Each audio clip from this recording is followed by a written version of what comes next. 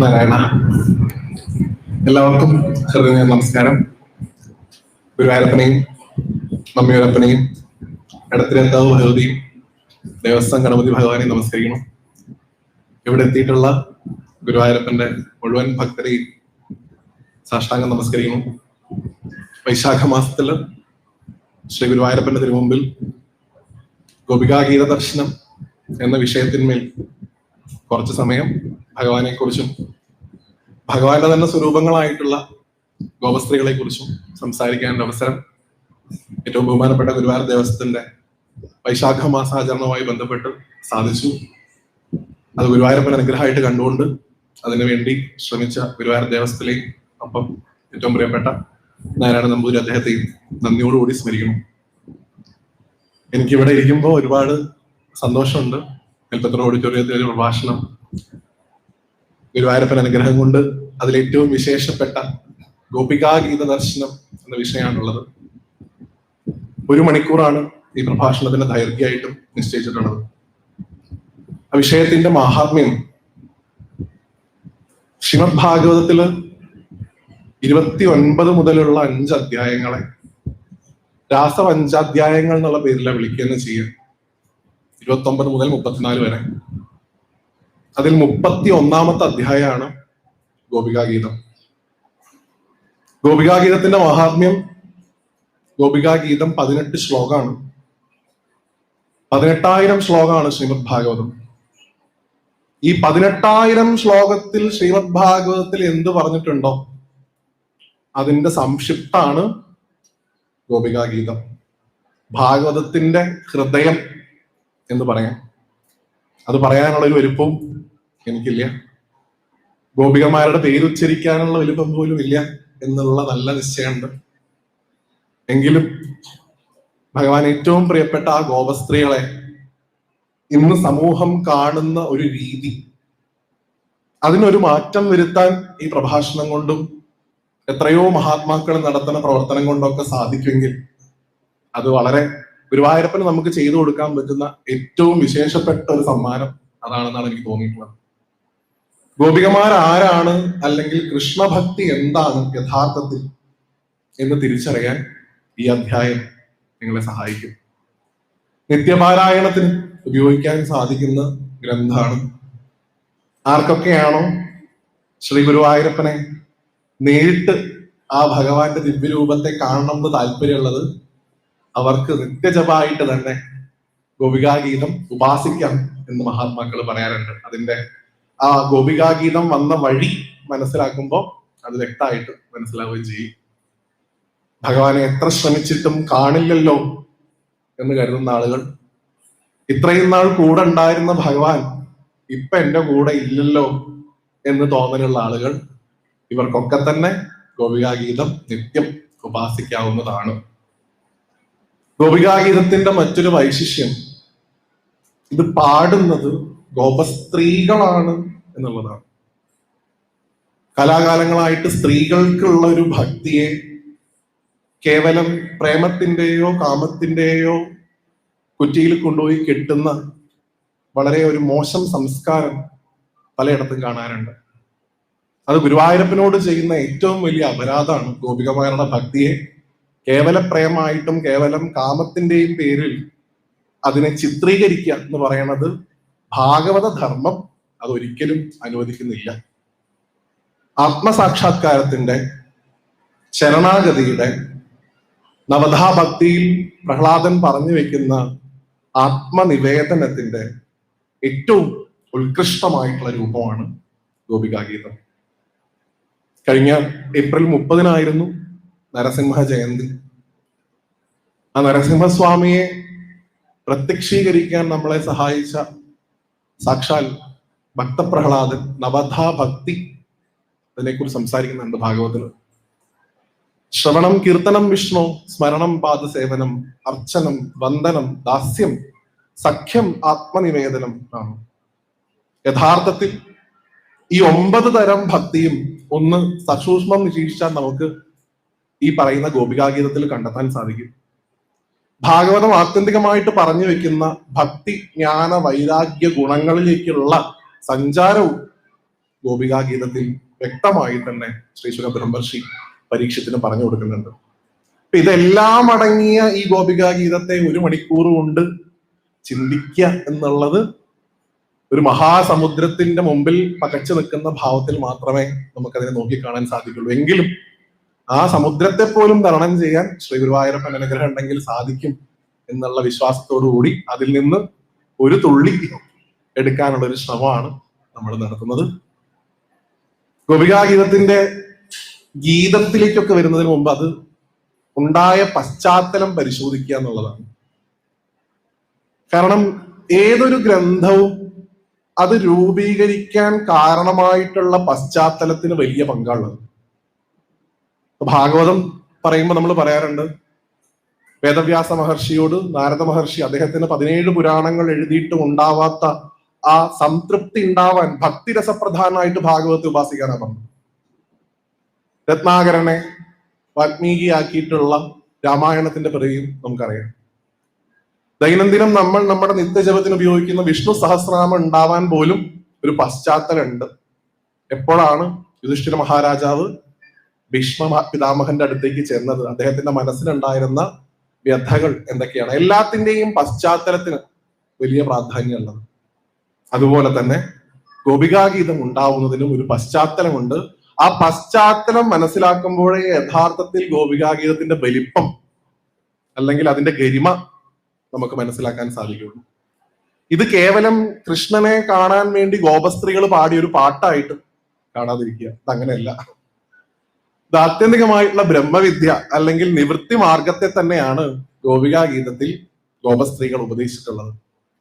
നോക്കൂ, ഭാരതീയ സംസ്കാരത്തില് സ്ത്രീകൾക്ക് കൊടുക്കുന്ന സ്ഥാനം എത്ര വലുതാണ് എന്ന് മനസ്സിലാക്കാൻ ഗോപസ്ത്രീകളെ മാത്രം സ്മരിച്ചാൽ മതി എന്നാണ്.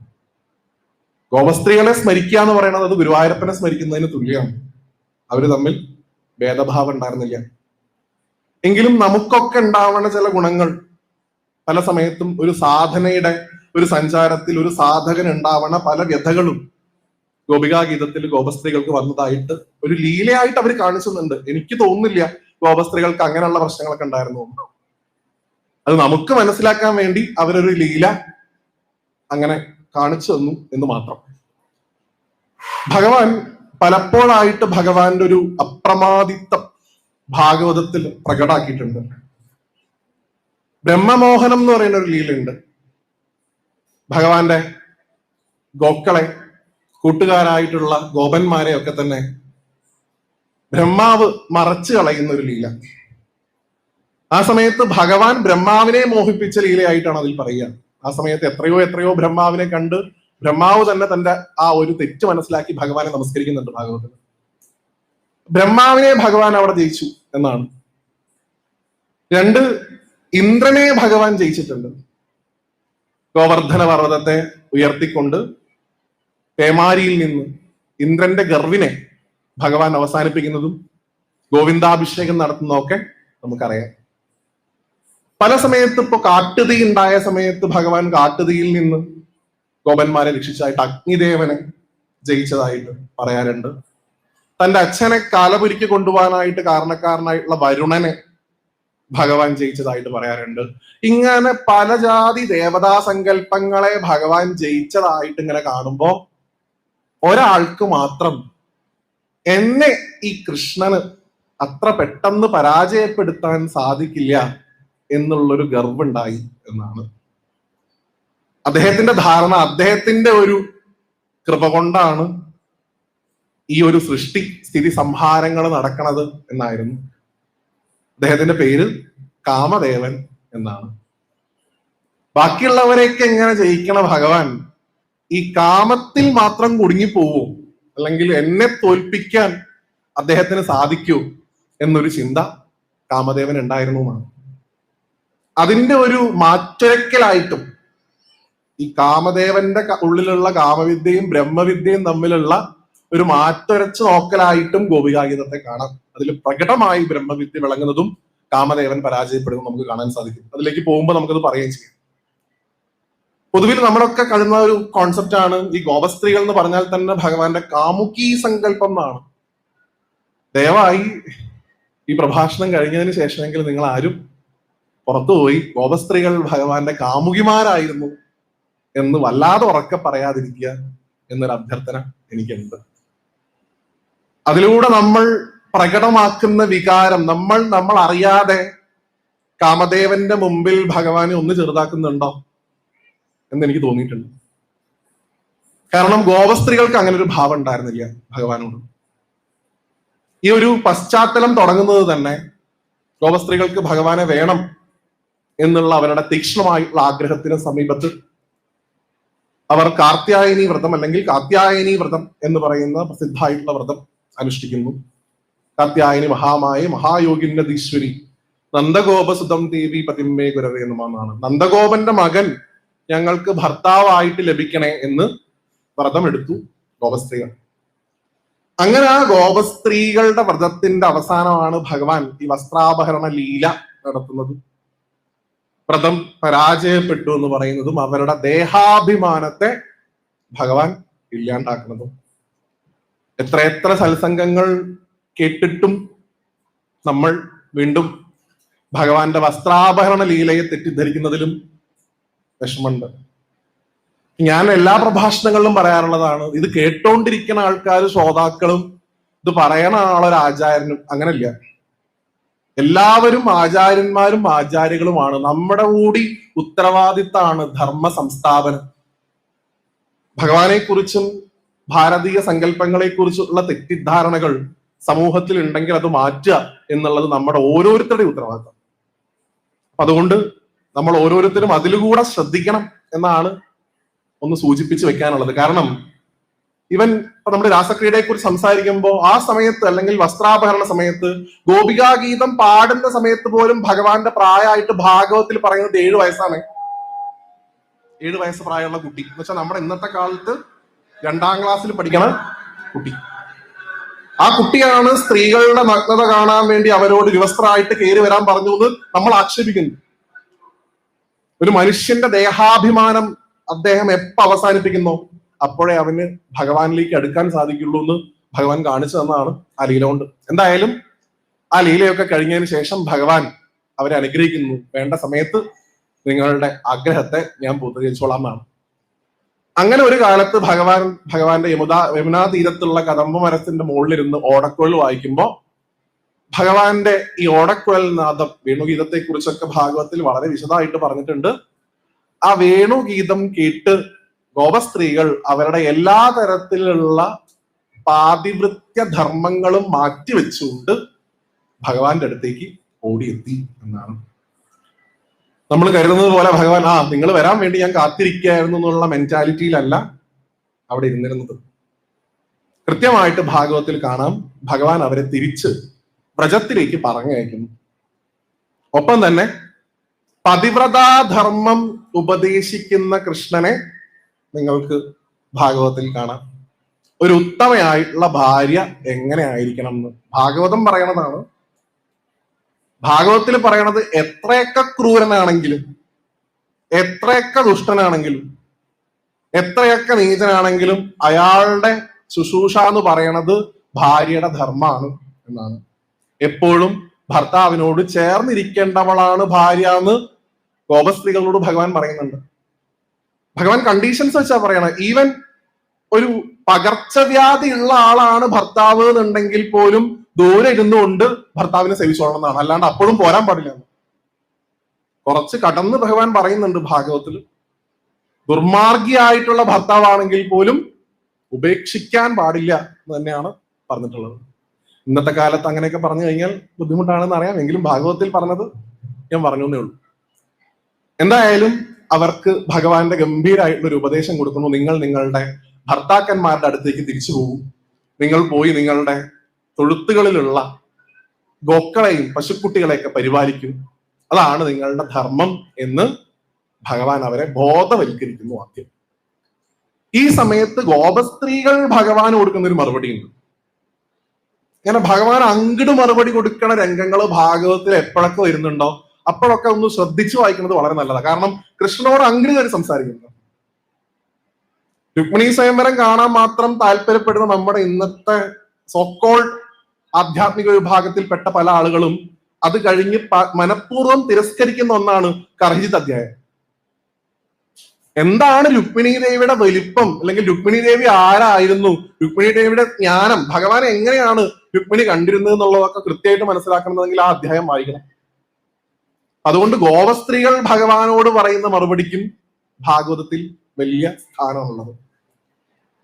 അങ്ങ് ഞങ്ങളോട് പറഞ്ഞു കൃഷ്ണ, ഞങ്ങളുടെ ഭർത്താക്കന്മാരുടെ അടുത്തേക്ക് പോവാൻ, വ്രജത്തിലേക്ക് പോവാൻ, ഗോക്കളെ നോക്കാൻ, പശുക്കുട്ടികളെ നോക്കാൻ, അങ്ങനെയൊക്കെയാണ് അങ്ങ് ഞങ്ങളോട് ആവശ്യപ്പെട്ടത്. അവർ ചോദിക്കുന്ന അവരുടെ ഏറ്റവും ന്യായമായിട്ടുള്ള സംശയം, കൃഷ്ണ ഈ ഭർത്താവായിരിക്കുന്നത് ആരാണ്, ഈ ഗോക്കളായിരിക്കുന്നത് ആരാണ്, ഈ പശുക്കുട്ടികളായിട്ട് ഞങ്ങളുടെ ഇടയിൽ ഓടിക്കളിക്കുന്നത് ആരാണ്, അവരിലൊക്കെയുള്ള അങ്ങയെ സേവിക്കുന്നതാണ് ഞങ്ങൾക്ക് ഉത്തമമായിട്ടുള്ള ധർമ്മം, അല്ലാതെ സദാസമയവും ലൗകികമായിട്ടുള്ള വിഷയങ്ങളിൽ മാത്രം പരിലസിക്കുക എന്നുള്ളതല്ല എന്നാണ് ഗോപസ്ത്രീകൾ പറഞ്ഞത്. അവിടെയൊക്കെയാണ് ഗോപസ്ത്രീകളെ നമ്മൾ അണ്ടർഎസ്റ്റിമേറ്റ് ചെയ്തു പോയത് എന്നാണ് എനിക്ക് തോന്നിയിട്ടുള്ളത് പലപ്പോഴും. കാരണം ഭഗവാനോട് അവർക്കുണ്ടായിരുന്ന വികാരം കേവലം പ്രേമമാണ്, കേവലം കാമമാണ് എന്ന് നമുക്ക് തോന്നണതിന് അവരെ കുറ്റം പറയാതിരിക്കുക, അത് നമ്മുടെ പ്രശ്നമാണ്. ചാൽ ഈ പനി വന്ന ആൾക്ക് നല്ല ടേസ്റ്റ് ഉള്ള ഫുഡ് കൊടുത്താലും അയാൾക്ക് അത് രുചിയോടുകൂടി കഴിക്കാനുള്ള ഒരു ശീലം ആ സമയത്ത് ഉണ്ടാവില്ല. അതൊരിക്കലും എന്തിന്റെ കുറ്റമല്ല, ഭക്ഷണത്തിന്റെ കുറ്റമല്ല, നമ്മുടെ പ്രശ്നമാണ്. ഭക്ഷണം ഉണ്ടാക്കിയ ആളുടെ കുഴപ്പമല്ല. അതുപോലെ വേണ്ട തരത്തിൽ രാസക്രീഡയോ രാസലീലയോ ഗോപികാഗീതത്തെയോ സർവോപരി ഗോപികമാരെയോ കൃത്യമായിട്ട് മനസ്സിലാക്കാൻ സാധിക്കാതെ പോകുന്നത് ഗോപസ്ത്രീകളുടെ കുഴപ്പമല്ല, നമ്മുടെ കുഴപ്പമാണ്. നമ്മൾ ആ പനി മാറ്റുക എന്നുള്ളതേ നിവൃത്തിയുള്ളൂ, അതിന്റെ സ്വാദ് മനസ്സിലാക്കാൻ. അതുകൊണ്ട് ഗോപസ്ത്രീകൾ ഈ കൊടുക്കുന്ന മറുപടിക്ക് വലിയ ജ്ഞാനമുണ്ട്, അവരുടെ വലിയൊരു സ്ഥാനമുണ്ട്. ആ സമയത്ത് അവർ ഓരോ സമയത്തും ഭഗവാൻ അവരോട് പറയുന്ന കാര്യങ്ങളെ കൃത്യമായി ഖണ്ഡിക്കുന്നുണ്ട്. അവരുടെ ഉത്തമമായിട്ടുള്ള ഭക്തി ഭഗവാന് വലിയ തരത്തിലുള്ള ഒരു അഭിമാന ബോധം തോന്നുന്നു. ഇവർ പൂർണ്ണമായിട്ടും എന്നെ മനസ്സിലാക്കാൻ, എന്റെ അനുഗ്രഹത്തിന് പത്രീഭൂതരാവാൻ ഇവരിപ്പോൾ അർഹരാണ് എന്നുള്ളൊരു ഭാവം ഭഗവാൻ ഉണ്ടാവുന്നു. ആ സമയത്താണ് ഭഗവാൻ ശരത്കാലത്ത് പൗർണമിയിൽ അവരുടെ കൂടെ നൃത്തം ചെയ്യുന്ന ഏറ്റവും പ്രസിദ്ധമായിട്ടുള്ള രാസക്രീഡ എന്ന് പറയുന്ന രംഗത്തിലേക്ക് ഭഗവാൻ കടക്കുന്നത്. നോക്കൂ, ഈ ഒരു ഭാഗത്തില് ഞാൻ ഇത്രയും പറഞ്ഞ് അവസാനിപ്പിച്ചത് ഗോപികാഗീതത്തിലേക്കുള്ള ഒരു ഇൻട്രൊഡക്ഷനാണ്. എവിടെ നിന്ന് തൊട്ടാണ് ഗോപികാഗീതം തുടങ്ങണത് എന്ന് ഇനി വേണം നമുക്ക് പറയാൻ, ഇതിന്റെ ഏറ്റവും കാതലായിട്ടുള്ള ഭാവം. കാരണം നമ്മൾ എപ്പോഴും പറയണത് നമ്മുടെ ധർമ്മത്തെ എപ്പോഴും മുറുകെ പിടിക്കുക എന്നുള്ളതാണ്. ഗോപസ്ത്രീകളോടും ഭഗവാൻ പറഞ്ഞത് അത് തന്നെയാണ്, നിങ്ങൾ നിങ്ങളുടെ ധർമ്മം ചെയ്യും. പക്ഷേ ഭഗവാൻ തന്നെ തന്റെ ഏറ്റവും പ്രിയപ്പെട്ട സഖാവായിട്ടുള്ള ഭഗവാന്റെ തന്നെ സ്വരൂപമായിട്ടുള്ള ആ നരഭാവത്തിലുള്ള ഹരിയായിട്ടുള്ള സാക്ഷാൽ അർജുനനോട് ഭഗവാൻ തന്നെ പറയുന്നുണ്ട്, സർവധർമാൻ പരിത്യജ്യ മാമേകം ശരണം വ്രജ. എല്ലാ ധർമ്മങ്ങളെയും മാറ്റി വെച്ചിട്ട് എന്റെ അടുത്തേക്ക് വന്നു എന്നാണ്. അപ്പൊ ഒരു തരത്തിലും ഭഗവാൻ ഈ പതിവ്രതാധർമ്മം ഭഗവാൻ ഉപദേശിക്കുന്നുണ്ടെങ്കിലും ആ ധർമ്മത്തെ മുറുകെ പിടിച്ചുകൊണ്ട് ഭഗവാൻ പറയുന്നത് കേൾക്കുക എന്നുള്ളതായിരുന്നില്ല ഗോപസ്ത്രീകളുടെ ധർമ്മം. ഏറ്റവും പരമമായിട്ടുള്ള പുരുഷൻ ഭഗവാനാണ് എന്നുള്ള ബോധ്യത്തോടു കൂടി ഭഗവാനിലേക്ക് തന്നെ ശ്രദ്ധ തിരിയുക എന്നുള്ളതാണ്. മഹാത്മാക്കള് ഇതിന്റെ രംഗത്തെ ഉദാഹരണ സഹിതം പറയാറുണ്ട്. ഇപ്പൊ ഗുരുവായൂർക്ക് നമ്മള് ബസ്സിൽ വരികയാണെങ്കിൽ, ബസ്സാണ് നമ്മളെ ഗുരുവായൂരിൽ എത്തിക്കണത് എന്ന് കരുതി അതിന്റെ ഉള്ളിൽ തന്നെ ഇരുന്നുകൊണ്ട് എന്നെ ഈ ബസ്സാണ് ഇവിടെ എത്തിച്ചത്, ഞാൻ ഇതിന്റെ ഇവിടേക്ക് ഇറങ്ങില്ല എന്ന് പറഞ്ഞ് അതിന്റെ ഉള്ളിൽ തന്നെ ഇരിക്കുകയാണെങ്കിൽ ആരെ കാണാൻ പറ്റില്ല? ഭഗവാനെ കാണാൻ പറ്റില്ല. അതുപോലെയാണ് പലപ്പോഴും നമ്മൾ നമ്മുടെ ഈ ധർമ്മത്തെ മുറുകെ പിടിച്ചിരിക്കുന്നത് എന്നാ. ധർമ്മത്തിൽ നിന്നുള്ള മോക്ഷത്തിലേക്കുള്ള ഈ യാത്രയുണ്ടല്ലോ, ധർമാർത്ഥ കാമ മോക്ഷങ്ങൾ, ഈ മൂന്നവസ്ഥയിലൂടെയും ഗോപസ്ത്രീകൾ കടന്നു പോയിട്ടുണ്ട് ഈ ഭാഗത്ത്. അവരുടെ ധർമ്മത്തെ, അതിൽ നിന്നുണ്ടായിട്ടുള്ള അവരുടെ അർത്ഥത്തെ, അതിൽ നിന്ന് അവർക്ക് ഉണ്ടായിട്ടുള്ള കാമത്തെ, അതിനെയാണ് അവർ മോക്ഷാക്കിട്ട് മാറ്റിയത്. അപ്പൊ ഭഗവാനിലേക്ക് നമ്മുടെ ഏത് ചിന്ത തിരിഞ്ഞാലും അത് ഭഗവാനോടുള്ള ഒരു ഭക്തി എന്നുള്ള പേരിലെ പിന്നെ അതിനെ വിളിക്കാൻ പറ്റുള്ളൂ. അത് ദ്വേഷാണെങ്കിൽ പോലും, അത് കാമാണെങ്കിൽ പോലും, അത് പ്രേമാണെങ്കിൽ പോലും, അത് വൈരാഗ്യമാണെങ്കിൽ പോലും, അത് ഭഗവാനിലേക്ക് തിരിഞ്ഞാൽ പിന്നെ അതിന്റെ പേര് ഭക്തി അല്ലെങ്കിൽ ഭഗവാനോടുള്ള പരമമായിട്ടുള്ള പ്രേമം എന്ന രീതിയിലേ അതിനെ വ്യാഖ്യാനിക്കാൻ സാധിക്കുള്ളൂ. അതിനു മുമ്പേ ഉള്ളൂ ബാക്കിയുള്ള പേരൊക്കെ. അങ്ങനെയുള്ള ഗോപസ്ത്രീകളുടെ ആ ഭഗവാനോടുള്ള സമർപ്പണത്തെ, കാരണം ഈ ഒരു ഗോപസ്ത്രീകളുടെ ഈ പാട്ട്, ഗോപികാ ഗീതത്തിന്റെ തന്നെ ലക്ഷണമായിട്ട് പറയാനുള്ള രണ്ട് ഗുണങ്ങള് ആശ്രയവും ശരണാഗതിയാണ്. സർവ്വതും വേണ്ടാന്ന് വെച്ച് ഭഗവാന്റെ അടുത്ത് പോയ ഭാവം, ആ ഭാവത്തിലാണ് ഗോപസ്ത്രീകൾ അവിടെ നിൽക്കുന്നത്. അപ്പൊ അവരുടെ കൂടെ ഭഗവാൻ അവരെ സന്തോഷിപ്പിക്കാനായി ശരത്കാല പൗർണിമയിൽ നൃത്തം ചെയ്യുന്ന രംഗമാണ് കാണുന്നത്. ആ നൃത്തത്തിൽ ഭഗവാന്റെ സാമീപ്യം അവർക്ക് അനുഭവപ്പെട്ടു. ഓരോ ഗോപസ്ത്രീക്കും ഓരോ കൃഷ്ണൻ എന്നുള്ള ഭാവമാണ് ഉണ്ടായത്. നമുക്ക് ഓരോരുത്തർക്കും ഓരോ ഗുരുവായൂരപ്പൻ ഉണ്ട് അല്ലെ? ആ ഗുരുവായൂരപ്പൻ നമ്മുടെ മാത്രം ഗുരുവായൂരപ്പനാണ്. എന്റെ ഗുരുവായൂരപ്പൻ അറിയാവുന്ന എന്റെ പേഴ്സണൽ കാര്യങ്ങൾ ചിലപ്പോൾ നിങ്ങളുടെ ഗുരുവായൂരപ്പന് അറിയില്ല. അത് ഓരോരുത്തരുടെ ഓരോ കോൺസെപ്റ്റ് ആണ് അല്ലെ? അതുപോലെ ഗോപസ്ത്രീകളുടെ കൂടെ ഭഗവാൻ അവരെ ആനന്ദിപ്പിക്കാനായി നൃത്തം ചെയ്തപ്പോൾ അവരുടെ ആ ആനന്ദം ഒന്ന് കൂട്ടുക എന്നുള്ള ധാരണയിൽ ഓരോ ഗോപസ്ത്രീക്കും ഓരോ കൃഷ്ണൻ എന്നുള്ള അനുഭവം ഗോപസ്ത്രീകൾക്ക് ഉണ്ടായി. പക്ഷെ ഇവിടെയാണ് ഒരു പ്രധാനപ്പെട്ട ഒരു വീഴ്ച സാധകരിൽ ഉണ്ടാവുക. ഞാൻ ഗോപസ്ത്രീകളിൽ ഉണ്ടാവുമെന്ന് പറയില്ല, സാധകരിലുള്ളത്. വെച്ചാൽ ഒരു ഗോപിക നോക്കുമ്പോ തന്റെ കൂടെ മാത്രം കൃഷ്ണൻ നൃത്തം ചെയ്യുന്നു, ബാക്കിയുള്ള ഗോപികമാർ ഇൻഡിവിജ്വൽ ആയിട്ട് ഡാൻസ് കളിക്കുന്നു. എന്റെ കൂടെ മാത്രം കൃഷ്ണൻ, ഈ ഒരു വാക്കുണ്ടല്ലോ, ഇതിന് കുറച്ച് പ്രാധാന്യം കൂടുതൽ പറയുക എന്നുള്ളതാണ്. പണ്ട് ഇവിടെ പറഞ്ഞു കേട്ടിട്ടുള്ള കഥയാണ്. ഗുരുവായൂരപ്പന്റെ മുമ്പിൽ ഇരിക്കുമ്പോ ഗുരുവായൂരപ്പനെ കുറിച്ച് കൂടി പറയണല്ലോ. ഒരമ്മ, കൊച്ചുഅമ്മ എന്നാണ് അവരുടെ പേര് എന്നാണ് എന്റെ ഒരു ഓർമ്മ. അവരിവിടെ വന്ന് അത്താഴ പൂജയ്ക്ക് തൊട്ട് മുമ്പായിട്ട് ഈ ദീപസ്തംഭത്തിന്റെ അകത്തേക്ക് നോക്കിയിട്ട്, അന്ന് ഈ ഗുരുവായൂരൊന്നല്ല, പഴയ ഗുരുവായൂർ, അകത്തേക്ക് നോക്കിയിട്ട് ഉറക്കെ വിളിക്കത്രേ, എന്റെ ഗുരുവായൂരപ്പാന്ന്. അകത്ത് തിരുനാമാചാര്യൻ ആഞ്ഞം അദ്ദേഹവും കുട്ടികളൊക്കെ ഇരുന്ന് നാമം ജപിക്കുമ്പോ അവര് ഈ എന്റെ ഗുരുവായൂരപ്പാ എന്നുള്ള നീട്ടി വിളിയിൽ കഴിയുമ്പോ നെഞ്ചിൽ കൈവച്ചിട്ട് പറയത്രേ, ഞങ്ങളുടെയും ആണ്. എല്ലാവരുടേതുമാണ് ഭഗവാൻ. എന്റെ ഭഗവാൻ എന്ന് പറയുന്നതിനേക്കാൾ ഭഗവാന്റെ ഞാൻ എന്ന് പറയാൻ ശീലിക്കുക. എന്റെ ഭഗവാൻ എന്ന് പറയുമ്പോ അവിടെ നമുക്കാണ് പ്രാധാന്യം നമ്മൾ കൊടുക്കുന്നത് അല്ലേ? ഭഗവാന്റെ ഞാൻ എന്ന് പറയുമ്പോ നമ്മൾ ഗുരുവായൂരപ്പന്റെ കുട്ടികളായി. ഈ ഭാവമാണ് ഗോപസ്ത്രീകൾക്ക് ഇല്ലാതെ പോയത്.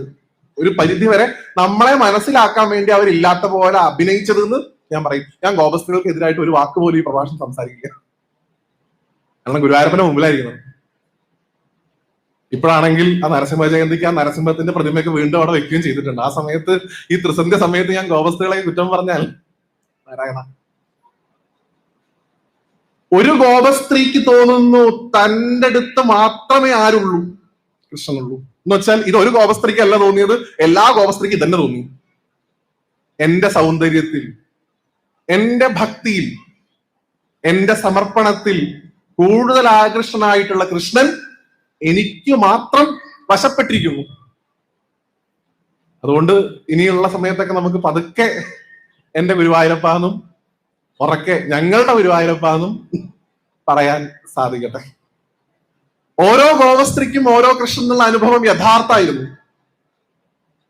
എന്നാൽ പലപ്പോഴും പല ഗോപസ്ത്രീകളും അതിനെ തെറ്റിദ്ധരിക്കുകയും തങ്ങളുടെ കൂടെ മാത്രമാണ് കൃഷ്ണൻ ഉള്ളത് എന്നുള്ള ധാരണ അവർക്കുണ്ടാവുകയും ചെയ്തു. ഈ ഭാവം എപ്പോ നമ്മളിൽ ഉണ്ടാവുന്നോ അപ്പൊ ഗുരുവായൂരപ്പൻ പോകും.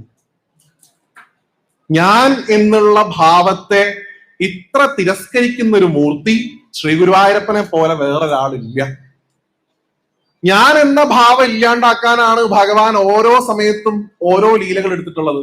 അതിപ്പോ നിങ്ങൾ കുറച്ച് കഴിഞ്ഞാൽ കാണും, ഗോപസ്ത്രീകളായിട്ട് അഭിനയിച്ച് കാണിക്കണമെന്നൊക്കെ. ഞാൻ എന്നുള്ള ഭാവം, ഇപ്പൊ കാളിയന്റെ ഞാൻ എന്നുള്ള ഭാവത്തെ ഭഗവാൻ ഇല്ലാണ്ടാക്കിയത്. ബലിചക്രവർത്തിയുടെ ഞാൻ എന്നുള്ള ഭാവത്തെയാ ഭഗവാൻ ഇല്ലാണ്ടാക്കിയത്. ഈവൻ എന്തിനധികം പറയണു, സന്താന ഗോപാലത്തില് അർജുനന്റെ പോലും ഞാൻ എന്നുള്ള ഭാവത്തെയാ ഭഗവാൻ ഇല്ലാണ്ടാക്കിയത്. ഈ ഞാൻ എന്നുള്ള ഭാവം ശ്രീ ഗുരുവായൂരപ്പന്റെ ഭക്തർക്ക് വിധിച്ചിട്ടുള്ളതല്ല. നമുക്ക് എപ്പോഴും നമ്മൾ ആണ് കൂടുതൽ ഉചിതമായിട്ടുള്ള വാക്ക്. എപ്പോഴും നമ്മളെ കുറിച്ച് സംസാരിക്കുന്ന ഗുരുവായൂരപ്പന് ഇഷ്ടം. ഈ വ്യക്തി കേന്ദ്രീകൃതമായിട്ടുള്ള ആരാധന, അതിനേക്കാൾ ഭഗവാൻ എപ്പോഴും ഇഷ്ടപ്പെടുന്നു നോക്കൂ, സത്സംഗങ്ങളാണ്. കൂട്ടായിട്ടിരുന്ന് എല്ലാവരുടെയും കൂടി ഞാൻ ആ ഭാവമാണ്. അതുകൊണ്ട് തന്നെ എപ്പോ ഈ ഭാവം ഗോപസ്ത്രീകളിൽ ഉണ്ടായോ ആ സമയത്ത് ഭഗവാൻ അന്തർധാനം ചെയ്തു എന്നാണ്. അവിടെ നിന്ന് പോയ സമയത്ത് ഗോപസ്ത്രീകൾക്ക് വിഷമാവണു. ഗോപസ്ത്രീകൾ ഭഗവാനെ അന്വേഷിച്ച് നടക്കുന്ന രംഗം, ഞാൻ ഗോപികാഗീതത്തിന്റെ എനിക്കൊരു എസൻസിലേക്കാണ് വരുന്നത് എങ്കിൽ പോലും ഈ ഭാഗം പറയുമ്പോ, ഇത് വായിക്കുമ്പോ ഗുരുവായൂരപ്പനെ സ്നേഹിക്കുന്ന ആളുകളൊക്കെ ഇങ്ങനെ ഗോപസ്ത്രീകൾക്ക് എങ്ങനെ സാധിച്ചു എന്ന് തോന്നും. വെറുതെ അല്ല. അത് കഴിഞ്ഞ് കുറച്ചു നേരം കഴിഞ്ഞ് ഈ ഉദ്ധവൻ ഭഗവാനെ കാണാൻ വരണ സമയത്ത് വന്ദേ നന്ദം പ്രജസ്ത്രീണാം പാദരേണു അഭീഷസ് എന്ന് പറഞ്ഞ് അവരുടെ പാദധൂളി കൊണ്ട് എന്നെ ശുദ്ധനാക്കണമെന്ന് പ്രാർത്ഥിച്ചു. കാരണം ഗോപസ്ത്രീകള് ഇതിൽ രസമാണ്. ഞാനിതിങ്ങനെ ഇപ്പൊ ഭാഗവത്തെ ഈ ഒരു ടോപ്പിക്കിന് വേണ്ടി പല മഹാത്മാക്കൾ പറയുന്നതും വ്യാഖ്യാനങ്ങളൊക്കെ പഠിച്ചപ്പോ കൃഷ്ണൻ എങ്ങോട്ട് പോയി എന്ന് ഗോപസ്ത്രീകൾ ചോദിക്കുന്ന രംഗമുണ്ട്. എവിടേക്കപ്പൊ അദ്ദേഹം പോയെന്ന്. അതിലാദ്യം ഗോപസ്ത്രീകൾ ചോദിച്ചത് പേരാലിനോടും അരയാലിനോടും ചെമ്പകത്തോടും അശോകത്തോടൊക്കെയാണ്. വലിയ വലിയ മരങ്ങൾ. പെട്ടെന്ന് നോക്കിയപ്പോ അവറ്റങ്ങളെ കണ്ടത്. അപ്പൊ അവരോട് ചോദിച്ചു, ഞങ്ങളുടെ കൃഷ്ണൻ ഈ വഴി പോകുന്നത് നിങ്ങൾ കണ്ടോ? എവിടെയാണ് ഞങ്ങളുടെ ഭഗവാൻ പോയത് എന്ന് ഞങ്ങൾക്ക് പറഞ്ഞു തരുമോ? അപ്പൊ ഈ വൃക്ഷങ്ങളൊന്നും മിണ്ടിയില്ല അത്രേ. അപ്പൊ ഗോപസ്ത്രീകൾ തന്നെ പറയാണ്, നിങ്ങളൊക്കെ വലിയ വലിയ വൃക്ഷങ്ങളാണെന്നുള്ള കരുതിയിൽ നിങ്ങൾക്ക് അഹങ്കാരാണ്. ഞങ്ങളെ പോലുള്ള ഈ പാവം പെൺകുട്ടികൾക്ക് അദ്ദേഹം എവിടെയാ പോയെന്ന് പറഞ്ഞു തരാൻ നിങ്ങൾക്ക് മടിയാണ്. അല്ലെങ്കിൽ നിങ്ങൾ പരോപകാരം ചെയ്യണ മരങ്ങളല്ല. ഞങ്ങൾക്ക് പറ്റിയ ആരെങ്കിലും ഉണ്ടോ നോക്കട്ടെ എന്ന് കരുതി പിന്നീട് നോക്കിയത് ചെറിയ ചെറിയ മരങ്ങളിലേക്കാണ്. അതാ ഇപ്പോഴും നല്ലത്. ആദ്യം വലുതിലേക്ക് പോയി പിന്നീട് ഇങ്ങനെ. ആദ്യം തന്നെ കണ്ണിൽപ്പെട്ടത് സാക്ഷാൽ തുളസിയാണ്. തുളസിച്ചെടികളാണ് അത്ര കണ്ടത്. ആ തുളസിച്ചെടികളോട് ഗോപസ്ത്രീകൾ പറയുന്ന പ്രധാനപ്പെട്ട ഭാഗം ഗോവിന്ദ ചരണപ്രിയെ എന്നാണ് വിളിച്ചത്. എന്ന് വെച്ചാൽ ഭഗവാന്റെ പാതാരവിന്ദങ്ങളിൽ സദാ ഇരിക്കുന്നത് ആരാണ്? തുളസിയാണ്. അപ്പൊ നിങ്ങള് ഉച്ചപൂജ അലങ്കാരമൊക്കെ കേൾക്കുന്ന ആൾക്കാരുണ്ടെങ്കിൽ ശ്രീമാർ തിരുമേനി പറയാറുണ്ട്, ആ പാദത്തിലേക്ക് എത്തുമ്പോഴേക്കും ഭഗവാൻ ഏറ്റവും പ്രിയപ്പെട്ട തുളസി എന്നാണ് ഉച്ചപൂജ അലങ്കാരത്തിൽ പറയുക. ഉച്ചപൂജ അലങ്കാരം പറയുന്ന ആൾക്കാരൊക്കെ ഇവിടെ അത് കേൾക്കാനായിട്ട് വന്നിട്ടുണ്ട്. അപ്പൊ എന്തായാലും ആ പാദത്തിൽ കിടക്കുന്ന തുളസിയോട് ചോദിക്കുന്നു, നീ അവളുടെ ഏറ്റവും പ്രിയപ്പെട്ടവളല്ലേ? ആ കൃഷ്ണൻ എവിടെ പോയാലും നിന്നെ കൂട്ടാതെ പോകാറില്ലല്ലോ. അതുകൊണ്ട് നീ എനിക്ക് പറഞ്ഞു തരൂ, പ്രിയപ്പെട്ട തുളസി, ഞങ്ങളുടെ കണ്ണൻ എവിടേക്ക് പോയി? തുളസിയും ഒന്നും മിണ്ടിയില്ല എന്നാണ് ഗോപസ്ത്രീകൾ പറയണത്. അതിന്റെ കാരണമായിട്ട് പറഞ്ഞത്, തുളസിക്ക് ഭഗവാന്റെ ഭാര്യാസ്ഥാനുണ്ട്. അപ്പൊ ഈ സപത്നികൾ സന്തോഷിക്കുന്നത് ഒറ്റാൾക്ക് ഇഷ്ടമല്ല അത്ര. വേറൊരു ഭാര്യ സന്തോഷിക്കുന്നത് മറ്റേ ഭാര്യയെ സംബന്ധിച്ചിടത്തോളം അത്ര നല്ല കാര്യമില്ലാത്തതുകൊണ്ട് സപത്നി പരിഭവം കൊണ്ട് പറഞ്ഞില്ല. തുളസി എന്നാണ് ഗോപസ്ത്രീകൾ വ്യാഖ്യാനിക്കുന്നത്. അങ്ങനെ തുളസിയോട് ചോദിക്കുന്നു, തുളസി പറഞ്ഞു കൊടുത്തില്ല. മല്ലികപ്പൂവിനോടും മുല്ലപ്പൂവിനോടും ചോദിക്കുന്നു. കാരണം അതിയായിട്ടുള്ള ഗന്ധം വരുന്നു. നിങ്ങൾക്ക് സാധാരണയിൽ കൂടുതൽ ഗന്ധം ഉണ്ടല്ലോ മുല്ലപ്പൂവെ, സാധാരണയിനേക്കാൾ കൂടുതൽ സൗരഭ്യം ഉണ്ടല്ലോ പിച്ചകപ്പൂവെ. കാരണം ആ കൃഷ്ണൻ പോകുന്ന വഴിക്ക് നിങ്ങളുടെ ദേഹത്ത് അവൻ തലോടിയത് കൊണ്ടല്ലേ നിങ്ങൾക്ക് ഇത്രയും മണം കൂടിയത്. അതുകൊണ്ട് നിങ്ങൾ ഞങ്ങൾക്ക് പറഞ്ഞു തരൂ, എവിടെയാണ് ഞങ്ങളുടെ കൃഷ്ണൻ പോയത്? അവരും പറഞ്ഞു കൊടുത്തില്ല എന്നാണ്. ഇങ്ങനെ നോക്കൂ, എനിക്കിത് കേട്ടപ്പോ ഈ ഭഗവാന്റെ ഈ റിവേഴ്സ് ഓർഡറിൽ, പണ്ട് ഭഗവാൻ സീതാദേവിയെ അന്വേഷിച്ച് പണ്ട് ത്രേതായുഗത്തില് ഈ വള്ളികളോടും പൂക്കളോടും ഒക്കെ എന്റെ സീതയെ കണ്ടോ എന്ന് ചോദിച്ച് ഭഗവാൻ തന്നെ പോയൊരു രംഗമുണ്ട് പണ്ട്. അപ്പൊ ഭഗവാൻ തോന്നിയിട്ടുണ്ടാവും, ഇതെങ്ങനെയാ പണ്ട് ഞാൻ പോയെന്ന് ഞാൻ തന്നെ ഒന്ന് കാണട്ടെ എന്ന് കരുതിയിട്ടാവാൻ ചിലപ്പോ ഗോപസ്ത്രീകളെ കൊണ്ട് ഇങ്ങനെ അന്വേഷിച്ചെന്ന് തോന്നി ഇത് വായിച്ചപ്പോ. ഇങ്ങനെ ഓരോരുത്തരോടും ചോദിക്കുന്നു. നോക്കൂ, ഭൂമി ദേവിയോട് ചോദിക്കുന്നു. ഭൂമിയിലൂടെ സഞ്ചരിക്കുമ്പോ ഭൂമിയിൽ മുഴുവൻ പച്ച പുല്ലുകൾ ഇങ്ങനെ വിടർന്ന് ഇങ്ങനെ തളിരിട്ട് നിൽക്കുക, അത്രേ നല്ല ഫ്രഷ് ആയിട്ട് നിൽക്കുക. അപ്പൊ നമ്മൾ ഒരാളെ ഇങ്ങനെ തൊട്ട് കഴിഞ്ഞാൽ അയാളുടെ രോമൊക്കെ എണീറ്റ് നിൽക്കില്ലേ, രോമാഞ്ചം. അപ്പൊ ഭൂമിദേവിക്ക് രോമാഞ്ചം ഉണ്ടായത് എങ്ങനെയാണ്? ആ ഭഗവാൻ അതിലൂടെ നടന്നു പോയപ്പോഴാണ്. അല്ലെങ്കിൽ വ്യാഖ്യാനിക്കുന്നത് എങ്ങനെ നോക്കൂ. ഇതൊക്കെയാണ് ഗോപസ്ത്രീകളുടെ ഒരു ഗ്രേറ്റ്നെസ്. പണ്ട് വാമനാവതാരം എടുത്ത സമയത്ത് നിന്നെ അവൻ അളന്നിട്ടുണ്ടല്ലോ ഭൂമി. അപ്പോ നിന്റെ ഈ ഹൃദയം കോരിത്തരിച്ചതുകൊണ്ടാണോ ഈ പുല്ലുകൾ ഇങ്ങനെ കിടക്കുന്നത്? അല്ല, പണ്ട് നിന്നെ ഒരു അസുരൻ കൊണ്ടുപോയിട്ട് എവിടെയോ ഒളിപ്പിച്ചു വെച്ചപ്പോ വരാഹമൂർത്തിയായിട്ട് വന്ന് അദ്ദേഹം നിന്നെ ഉദ്ധരിച്ചിട്ടുണ്ടല്ലോ, അപ്പൊ നിന്റെ ദേഹമൊക്കെ ഒന്ന് വരച്ചതാണോ? ഇങ്ങനെയൊക്കെ ചിന്തിക്കണം എന്നുണ്ടെങ്കിൽ നിങ്ങൾ പറയൂ, ഗോപസ്ത്രീകൾക്ക് ഭഗവാനോട് ഉണ്ടായിരുന്ന വികാരം എന്താണ്? എങ്ങനെയാണ് അവര് ഭഗവാനെ കണ്ടിരുന്നത്? ഇങ്ങനെ ഓരോരുത്തരോടും ചോദിച്ച് അവിടെ വീണ് കിടക്കുന്ന വള്ളികളോട് ചോദിക്കണു. ഗോപസ്ത്രീകൾ ഇങ്ങനെ സഞ്ചരിക്കുമ്പോ വള്ളികളൊക്കെ ഇങ്ങനെ വീണ് കിടക്കുക അത്രേ. വീണ് കിടക്കുന്ന വള്ളികളെ കണ്ടപ്പോൾ ഗോപസ്ത്രീകൾക്ക് വള്ളികളായിട്ടല്ല തോന്നിയത്, ഭക്തരെ നമസ്കരിച്ചതായിട്ടാ തോന്നിയത്. ഒരു 9:30-10 മണിയാകുമ്പോ അകത്ത് പോവാ. ഈ ശിവേലി എഴുന്നള്ളിക്കുന്ന സമയത്ത് ശംഖ് വിളിക്കുമ്പോ അവിടെ കൂടി നിൽക്കുന്ന ആൾക്കാരൊക്കെ അങ്ങനെ അങ്ങോട്ട് കടന്ന് വീണ് കാണാം, ഹരേ എന്ന് പറഞ്ഞുകൊണ്ട്. അതുപോലെ ഗോപസ്ത്രീകൾ നോക്കിയപ്പോൾ വള്ളികൾ മുഴുവൻ ഭഗവാനെ നമസ്കരിച്ച് കിടക്കുന്നതായിട്ട് തോന്നിയതാണ്. ഇങ്ങനെ അധികം വിരഹ ദുഃഖം അനുഭവിച്ച് ഇങ്ങനെ നടക്കണ ഗോപസ്ത്രീകൾ ഭൂമിയോട് ഒന്നുകൂടെ ചോദിച്ചു എന്നാണ്, എന്തെങ്കിലും ഒരു ക്ലൂ. അങ്ങനെയാണല്ലോ, ഒരു ക്ലൂ എങ്കിലും തരൂ, ഇദ്ദേഹം എവിടേക്കാ പോയത്?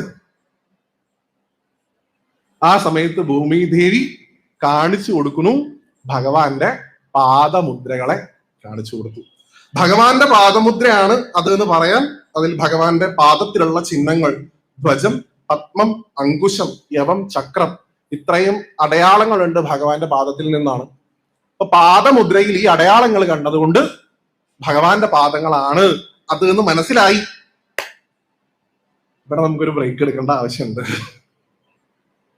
എനിക്ക് ഈ ടോപ്പിക്ക് സംസാരിക്കാൻ കിട്ടിയപ്പോ ഉണ്ടായതിലുള്ള ഏറ്റവും വലിയൊരു സന്തോഷം ഇവിടം തൊട്ടാണ് തുടങ്ങുന്നത്. കാരണം ഗോപസ്ത്രീകൾ നോക്കിയ സമയത്ത് ഭഗവാന്റെ പാദങ്ങൾ മാത്രമല്ല ഭൂമിയിൽ കണ്ടത്, ഒപ്പം ഒരു സ്ത്രീയുടെ പാദം കൂടെ ഭഗവാന്റെ പാദത്തിനരികിലായി ഗോപസ്ത്രീകൾ കാണുന്നു. അതോ അവരനുമാനിക്കുകയാണ് ആ പാദമുദ്രയുടെ. ഈ ഗോപസ്ത്രീകൾ ഭയങ്കര ഇന്റലിജന്റ് ആട്ടോ. അവർ ഈ പാദമുദ്രയൊക്കെ നോക്കി ഇങ്ങനെയൊക്കെ അവര് പലതരത്തിലുള്ള നിരീക്ഷണങ്ങൾ നടത്തുന്നുണ്ട്. അന്ന് ഉണ്ടതൊക്കെ. അവര് പറയാണ്, ഈ പുരുഷന്റെ കാൽപാദവും സ്ത്രീയുടെ കാൽപാദവും തമ്മിലുള്ള അനുപാതം വെച്ച് നോക്കുമ്പോ ഈ ഗോപസ്ത്രീ ഭഗവാന്റെ തോളിൽ കൈ വെച്ചിട്ടാണ് പോയിട്ടുള്ളത്. അപ്പോഴെങ്ങനെ പോകാൻ പറ്റുള്ളൂ? ഈ രണ്ട് പാദങ്ങൾ തമ്മിലുള്ള നോക്കൂ ഗോപസ്ത്രീ, ഇത് നോക്കൂ, ഇത് തമ്മിലുള്ള അകലം നോക്കൂ. അവള് നന്നായിട്ട് അവന്റെ തോളിൽ പിടിച്ചിട്ടുണ്ട്. എന്നാലേ ഇപ്പൊ എങ്ങനെ പോകാൻ പറ്റുള്ളൂ എന്നാണ്. അങ്ങനെ സഞ്ചരിക്കുന്നു. അവരാ പാദമുദ്രയോട് നോക്കി പറയാണ്, ഇവൾ എത്ര സുഹൃതയായിട്ടുള്ള ആളാണ്. നമ്മളെയൊക്കെ ഉപേക്ഷിച്ചപ്പോഴും അവൻ ഇവളെ മാത്രം ഉപേക്ഷിച്ചില്ലല്ലോ. ഭാഗവത്തില് ശ്രീശുക ബ്രഹ്മർഷി മനഃപൂർവം പറയണ്ടെന്ന് കരുതി മാറ്റി വെച്ചൊരു പേരുണ്ട്. 2 അക്ഷരേ ഉള്ളൂ. ആ 2 അക്ഷരം പറഞ്ഞാൽ അവിടെ ഗുരുവായൂരപ്പനുണ്ട്. അതുകൊണ്ട് ഭഗവാന്റെ പേരിന് മുമ്പിൽ എപ്പോഴും ആ പേര് ചേർത്ത് വിളിക്കുന്നത് അത്രേ ഭഗവാൻ ഇഷ്ടം, രാധേശ്യാം. ആ കൊണ്ടുപോയ ഗോപശ്രീ ആരാന്ന് ഭാഗവത്തിൽ പറഞ്ഞിട്ടേ ഇല്ല. പക്ഷെ ഇത് കേൾക്കുന്ന നിങ്ങളുടെ ഓരോരുത്തരുടെയും ഉള്ളിൽ ആ രാധാറാണിയുടെ മനോഹരമായിട്ടുള്ള ചിത്രം ഭഗവാൻ ഓട്ടോമാറ്റിക്കലി തെളിയുന്നു. ഭഗവാനെ ആരാധിച്ചിരുന്ന ഒരു കുട്ടീന്നേ ഉള്ളൂ, രാധികാന്നേ പറഞ്ഞുള്ളൂ. അത് രാധ എന്നുള്ള പേരേ അവിടെ പറഞ്ഞിട്ടില്ല. പക്ഷെ നമുക്കറിയാം കൊണ്ടുപോയിരിക്കുന്നത് രാധയാണ്. നോക്കൂ, ഞാൻ എന്നിട്ടുള്ള ഭാവം ആർക്ക് ഉണ്ടായിരുന്നില്ല? അപ്പോ രാധയ്ക്ക് ഉണ്ടായിരുന്നില്ല. എന്റെ സൗന്ദര്യത്തിൽ, എന്റെ ഭക്തിയിൽ കൃഷ്ണൻ അഭിരമിച്ചു എന്നുള്ള ഭാവം ഇല്ല. അങ്ങനെയുള്ള രാധയെ കൊണ്ട് ഭഗവാൻ സഞ്ചരിച്ചിട്ടുണ്ട്. കുറച്ചു കഴിഞ്ഞപ്പോ ഈ 2 കാൽപാദങ്ങൾ മാറി ഒറ്റ കാൽപാദമായിട്ട് മാറിയത് കണ്ടു. അയ്യോ, ഇവിടെ വെച്ച് നമുക്ക് ഒരു പാദമല്ലേ കാണുന്നുള്ളൂ. അപ്പൊ കൃഷ്ണൻ മാത്രമാണോ പോയത്? രാധ എവിടെ പോയി എന്ന് ചോദിച്ചു. മെൽപ്പത്തൂർ ഇതിൽ രാധയാന്ന് തന്നെ കൃത്യമായിട്ട് പറഞ്ഞിട്ടുണ്ട് കേട്ടോ. നമ്മളിരിക്കുന്ന മെൽപ്പത്തൂർ ഓഡിറ്റോറിയത്തിലും കൂടെയാണ്. അദ്ദേഹത്തെ സ്മരിക്കാതിരിക്കുക എന്ന് പറയുന്നത് ഒരു മഹത്വക്രമമാണ്. അപ്പൊ എന്തായാലും ഈ ഭാഗത്തെത്തിയപ്പോ ഒരു പാദം മാത്രം കണ്ടപ്പോ കൃഷ്ണൻ രാധയെ ഉപേക്ഷിച്ചു എന്ന് തോന്നുന്നു ഗോപസ്ത്രീ എന്ന് ഒരു ഗോപി പറഞ്ഞപ്പോ അടുത്ത ഗോപി ഇങ്ങനെ വായിൽ വേറെ വെച്ചിട്ട് പറഞ്ഞു അത്രേ. ഒന്നുകൂടെ നോക്കൂ, ഒന്നുകൂടെ സൂക്ഷിച്ചു നോക്കൂ അതിന്റെ താഴത്തേക്ക്. ഇത്ര നേരം കണ്ട താഴ്ചയിലാണോ ഇപ്പൊ ആ കാൽപാദങ്ങൾ കാണുന്നത്? അവന്റെ പാദങ്ങൾ മണ്ണിൽ ഊഴ്ന്നിറങ്ങിയിരിക്കണു. അതിന്റെ അർത്ഥം വെയിറ്റ് ഉള്ള എന്തോ ഒരു സാധനം എടുത്ത് പൊക്കിയിട്ടുണ്ട്. രാധയ്ക്ക് എത്ര ഏകദേശം കണക്ക് നോക്കി അതുപോലെ അവർക്ക് അറിയാമായിരുന്നു എന്നാണ്. എന്നെ എടുക്കുകയാണെങ്കിൽ ഇത്ര കുഴിയില്ല ഗോപി, കാരണം എനിക്ക് അത്ര വെയിറ്റ് ഇല്ല. ഇതിപ്പോ ഈ പെൺകുട്ടി ആയതുകൊണ്ടാ ഇത്ര കുറച്ചും കൂടെ അങ്ങോട്ട് നോക്കൂ. എത്രത്തോളം നിരീക്ഷണം. കാരണം എന്താ, അവരുടെ ചിന്തയിൽ ഭഗവാൻ അല്ലാണ്ട് വേറൊന്നുമില്ല. അതുകൊണ്ടാണ് ഇടയ്ക്കിടയ്ക്ക് വന്ദേ നന്ദം പ്രജസ്ത്രീനാന്ന് പറഞ്ഞുകൊണ്ടേയിരിക്കണം. ഇവിടെ വെച്ച് അവൻ അവളെ എടുത്തുയർത്തിയിട്ടുണ്ട്. നമുക്കൊന്നും ആ ഭാഗ്യം ഇല്ലാണ്ടായല്ലോ.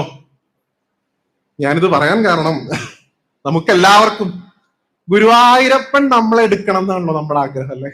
നമ്മൾ ഗുരുവായൂരപ്പൻ എടുക്കാന്ന് നമുക്ക് എപ്പോഴും ആഗ്രഹം. ഉണ്ണിയായിട്ട് ഇങ്ങനെ എടുത്തുകൊണ്ട് നടക്കുക. തിരിച്ചെടുക്കാനുള്ള ഒരു ഭാഗ്യം കിട്ടണതിനെ കുറിച്ച് ആലോചിച്ച് നോക്കൂ. നമ്മളെപ്പോഴും ഉണ്ണി എടുത്തിട്ട് മടിയിൽ വെക്കണതിനെ കുറിച്ച് ആലോചിക്കുക. ഗുരുവായൂരപ്പന്റെ മടിയിൽ ഇരിക്കാൻ പറ്റുന്നതിനെ കുറിച്ച് ആലോചിച്ച് നോക്കൂ. പ്രഹ്ലാദന് മഹാലക്ഷ്മി മാത്രം ഇരിക്കുന്ന ആ മടിയിൽ ഇരുന്ന പ്രഹ്ലാദനെ കുറിച്ച് ഓർത്ത് നോക്കൂ. ധ്രുവനെ കുറിച്ച് ഓർത്ത് നോക്കൂ. നാരായണ ആ മടിയിൽ ഭഗവാൻ അവളെ കിടത്തിയിട്ടുണ്ട്. കുറച്ചുകൂടെ സഞ്ചരിച്ചപ്പോ അവിടെ കുറച്ച് പൂക്കളൊക്കെ ഒഴിഞ്ഞു നടക്കുന്നതായിട്ട് കണ്ടു. പഴയ ഒരു മുല്ലമുട്ടുമാല അവിടെ ഉപേക്ഷിച്ചതായിട്ട് കണ്ടു. ഇവിടെ എത്തിയപ്പോ നമ്മുടെ കണ്ണൻ അവൾക്ക് മനോഹരമായിട്ടുള്ള ഒരു മാല അവളുടെ മുടിയിൽ ചാർത്തി കൊടുത്തിട്ടുണ്ട് ഗോപസ്ത്രീ. ഇത്രയധികം സുഹൃതം ചെയ്ത അവളെ കുറിച്ച് ഓർക്കുമ്പോ എനിക്ക് പോലും, പറയുമ്പോ നമ്മളൊക്കെ ഒരേ വ്രജത്തിലുള്ള ആൾക്കാരാണെങ്കിൽ എനിക്ക് പോലും അസൂയ തോന്നുന്നു. നമുക്കാർക്കും ഇല്ലാത്ത എന്തോ ഒന്ന് അവൾക്കുണ്ടല്ലോ. എന്താ അത്? അതാണ് ചിന്തിക്കേണ്ട വിഷയം. എന്റെ മാത്രം എന്നുള്ള ചിന്ത ആ ഗോപസ്ത്രീക്ക് ഉണ്ടായിരുന്നില്ല, രാധയ്ക്ക് ഉണ്ടായിരുന്നില്ല. അതുകൊണ്ടാണ് തോന്നുന്നു, എനിക്ക് തോന്നിയിട്ടുണ്ട് പലപ്പോഴും, ഭഗവാനോട് എന്തെങ്കിലും പറയണം എന്നുണ്ടെങ്കിൽ രാധാദേവിയോട് പറയാന്ന് പറഞ്ഞിട്ടൊരു സമ്പ്രദായം ഉണ്ട് വൃന്ദാവനത്തിലൊക്കെ. കാരണം ദേവിയെ സംബന്ധിച്ചിടത്തോളം എന്തില്ല, എന്റെ മാത്രം എന്നുള്ള ചിന്ത ഇല്ല, അന്നേ ഇല്ലായിരുന്നു. എപ്പോഴും തന്നെ കുറിച്ച് ചിന്തിക്കാതെ തന്നെ സ്നേഹിക്കുന്നവരെ കുറിച്ച് മാത്രമേ ആ മഹതി ചിന്തിച്ചിരുന്നു എന്നാണ്. പക്ഷെ അടുത്ത രംഗത്തിൽ അതിന് ചെറിയൊരു വീഴ്ച വന്നതായിട്ട് കാണാം. അടുത്ത ഭാഗത്തിൽ മാല കെട്ടിക്കൊടുത്ത അതേ ഭഗവാന്റെ ആ കരസ്പർശങ്ങളെ കൊണ്ട് അനുഗ്രഹീതയായിട്ടുള്ള ആ ഗോപസ്ത്രീ രാധാദേവി കുറച്ചു കഴിഞ്ഞപ്പോ ഭഗവാനോട് പറഞ്ഞൂത്രേ, ഇത് ഞാൻ പറഞ്ഞതല്ല, ഭാഗവത്തിൽ പറയണതാണ്, ഇനി എന്റെ കൂടെ അല്ലെങ്കിൽ കണ്ണന്റെ കൂടെ ഞാൻ ഇനി വരണം എന്നുണ്ടെങ്കിൽ എന്നെ എടുക്കണം.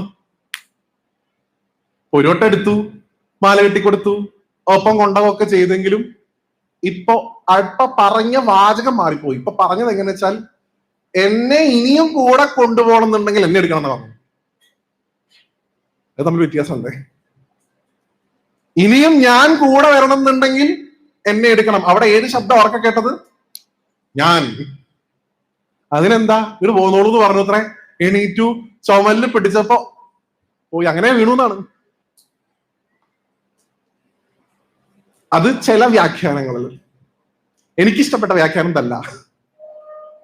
രാധാദേവിക്ക് തോന്നിത്തറ തന്റെ കൂടെയുള്ള ആൾക്കാർക്കൊന്നും ഈ സൗഭാഗ്യം കിട്ടിയിട്ടില്ലല്ലോ, ഭഗവാനെ അന്വേഷിക്കുമ്പോൾ കൂട്ടായിട്ട് അന്വേഷിക്കുന്നതാണ് നല്ലത്, എന്റെ ഒരു സഹായം കൂടെ അവർക്ക് ഇരിക്കട്ടെ എന്ന് കരുതി ദേവി സ്വയം അങ്ങനെ നടിച്ചു എന്നുള്ള വ്യാഖ്യാനമാണ് കൂടുതൽ നല്ലത്. അല്ലാതെ ദേവിക്ക് അഹങ്കാരം ഉണ്ടായി എന്നൊന്നും പറയാൻ പാടില്ലല്ലോ. എന്തായാലും ആ ഗോപസ്ത്രീയും അവിടെ ഉപേക്ഷിക്കപ്പെട്ടു എന്നാണ്. ആ ഗോപസ്ത്രീ രാധയാണ് എന്നാണ് സങ്കല്പം. അങ്ങനെ തന്നെയാണ്. നമ്മൾ ആ ശബ്ദം ഉച്ചരിച്ചില്ല, ഭാഗവത്തിലേ ഉള്ളൂ. നോക്കൂ, ഇങ്ങനെയൊക്കെ ഭഗവാനെ തേടി നടന്ന അവർ അതിനുശേഷം ചെയ്യുന്നത്, ഭഗവാന്റെ ലീലകളെ അവർ ഓരോരുത്തരും യമുനാ തീരത്ത് അനുസ്മരിച്ചു. ഒരു ഗോപസ്ത്രീ ഇങ്ങനെ നിന്നു, ഒരു ഗോപസ്ത്രീ അതിന്റെ തോളിൽ കയറി നിന്നു, ഡാൻസ് കളിച്ചു. ആ താഴെ നിൽക്കണ ഗോപസ്ത്രീ കാളിയനായി, മുകളിൽ നിൽക്കണ ഗോപസ്ത്രീ ഭഗവാനായി. ഒരു ഗോപസ്ത്രീ മുട്ടുകുത്തി നിന്നു, ഒരു ഗോപസ്ത്രീ ആ ഗോപസ്ത്രീയുടെ നേരെ മുമ്പിൽ പോയി നിന്നു. നേരത്തെ കിട്ടിയ ആ ഉണങ്ങിയ മുല്ലമുട്ട് മാല കൊണ്ട് അര കിട്ടി ഇങ്ങോട്ട് ബന്ധിച്ചു. അല്ലെ, ഒരല്ല് കിട്ടിയ ഭഗവാന്റെ ആ ഉലൂഘന ബന്ധ ലീലയെ അവിടെ അനുസ്മരിച്ചു. വേറൊരു ഗോപസ്ത്രീ കുറച്ചു നേരം കഴിഞ്ഞപ്പോ ഗോവർദ്ധനത്തെ പോലെ കൈയൊക്കെ കൂപ്പി നിന്നു. വേറൊരു ഗോപസ്ത്രീ അതിന്റെ അടിയിൽ പോയി നിന്നു, ഒരു കൈ ഇങ്ങനെ മുക്കിപ്പിടിച്ചു. ഗോവർദ്ധന ഉദ്ധാരണ ലീലയെ അവിടെ അനുസ്മരിച്ചു. ഇങ്ങനെ പോകെ അവിടെ നിൽക്കുന്ന മുഴുവൻ ഗോപസ്ത്രീകളും കൃഷ്ണനായിട്ട് മാറി എന്നാണ്. എത്ര ഗോപസ്ത്രീകൾ ഉണ്ടായിരുന്നു ഭഗവാന് എന്നുള്ള വല്ല കണക്കുണ്ടോ? എത്ര ഏകദേശം കാണും എന്നുള്ള വല്ല കണക്കും? ഭാഗവതം പറയണതനുസരിച്ചിട്ടാണെങ്കിൽ ഏകദേശം 110 കോടി ഗോപസ്ത്രീകൾ ഉണ്ടായിരുന്നു എന്നാണ്. ഇത്രയും ഗോപസ്ത്രീകൾക്ക് നിൽക്കാൻ സ്ഥലം ഉണ്ടോ വ്യാസൻ വൃന്ദാവനത്തിൽ നിന്നില്ല. ആ സംഖ്യ അവിടെ പറഞ്ഞിട്ടുണ്ട്. ഇത്രയും ഗോപസ്ത്രീകൾ ഭഗവാന്റെ പലതരത്തിലുള്ള ലീലകളെ അവിടെ അവതരിപ്പിച്ച് കാണിക്കുന്നു. ആ ലീലകൾക്കൊടുവിലും അവർക്ക് ഭഗവാന്റെ ദർശനം കിട്ടിയില്ല എന്ന് തോന്നിയപ്പോഴാണ് അവർ ഒരുമിച്ച് നിന്നുകൊണ്ട് ഗോപികാഗീതം എന്ന് വിളിക്കപ്പെടുന്ന നമ്മുടെ ഈ ടോപ്പിക്കിലേക്ക് ഇപ്പോഴാണ് നമ്മൾ വന്നത്. എങ്കിൽ പോലും ഇതിന്റെ പശ്ചാത്തലം പറയാതെ, ഇത് വെറുതെ ഗോപസ്ത്രീകൾ പാടിയൊരു പാട്ടല്ല. തേടി തേടി തേടി നടന്നിട്ടും കിട്ടാത്ത ഒരാളെ എങ്ങനെ വരുത്താന്ന് കരുതി? പാടി പാടി പാടി വരുത്താം എന്ന് കരുതിയതാണ്. തേടിയാ കിട്ടാത്ത ആളെ എപ്പോ വരും? പാടിയാ വരും. അതുകൊണ്ടാണ് നാമസങ്കീർത്തനത്തിന് ഇത്ര പ്രാധാന്യം. ഭഗവാനെ അന്വേഷിച്ച് സത്യം 7 മണിയായി പഠിച്ചതാണെങ്കിലും സന്തോഷായി.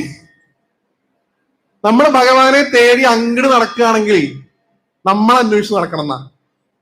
എന്നാൽ നാമം ജപിക്കുകയാണെങ്കിലോ ഭഗവാനെ കുറിച്ച് പാടുകയാണെങ്കിലോ ഇത് പോന്നോളൂ. അപ്പൊ ഏതാ എളുപ്പം? ഇങ്ങോട്ട് വരുത്തണതാണോ അങ്ങോട്ട് ഇറങ്ങി പോണതാണോ? ഇങ്ങോട്ട് വരുത്തണതാ. അപ്പൊ പ്രിയപ്പെട്ടവരെ, ഗോപികാഗീതത്തിന്റെ മഹത്വം മനസ്സിലാക്കൂ.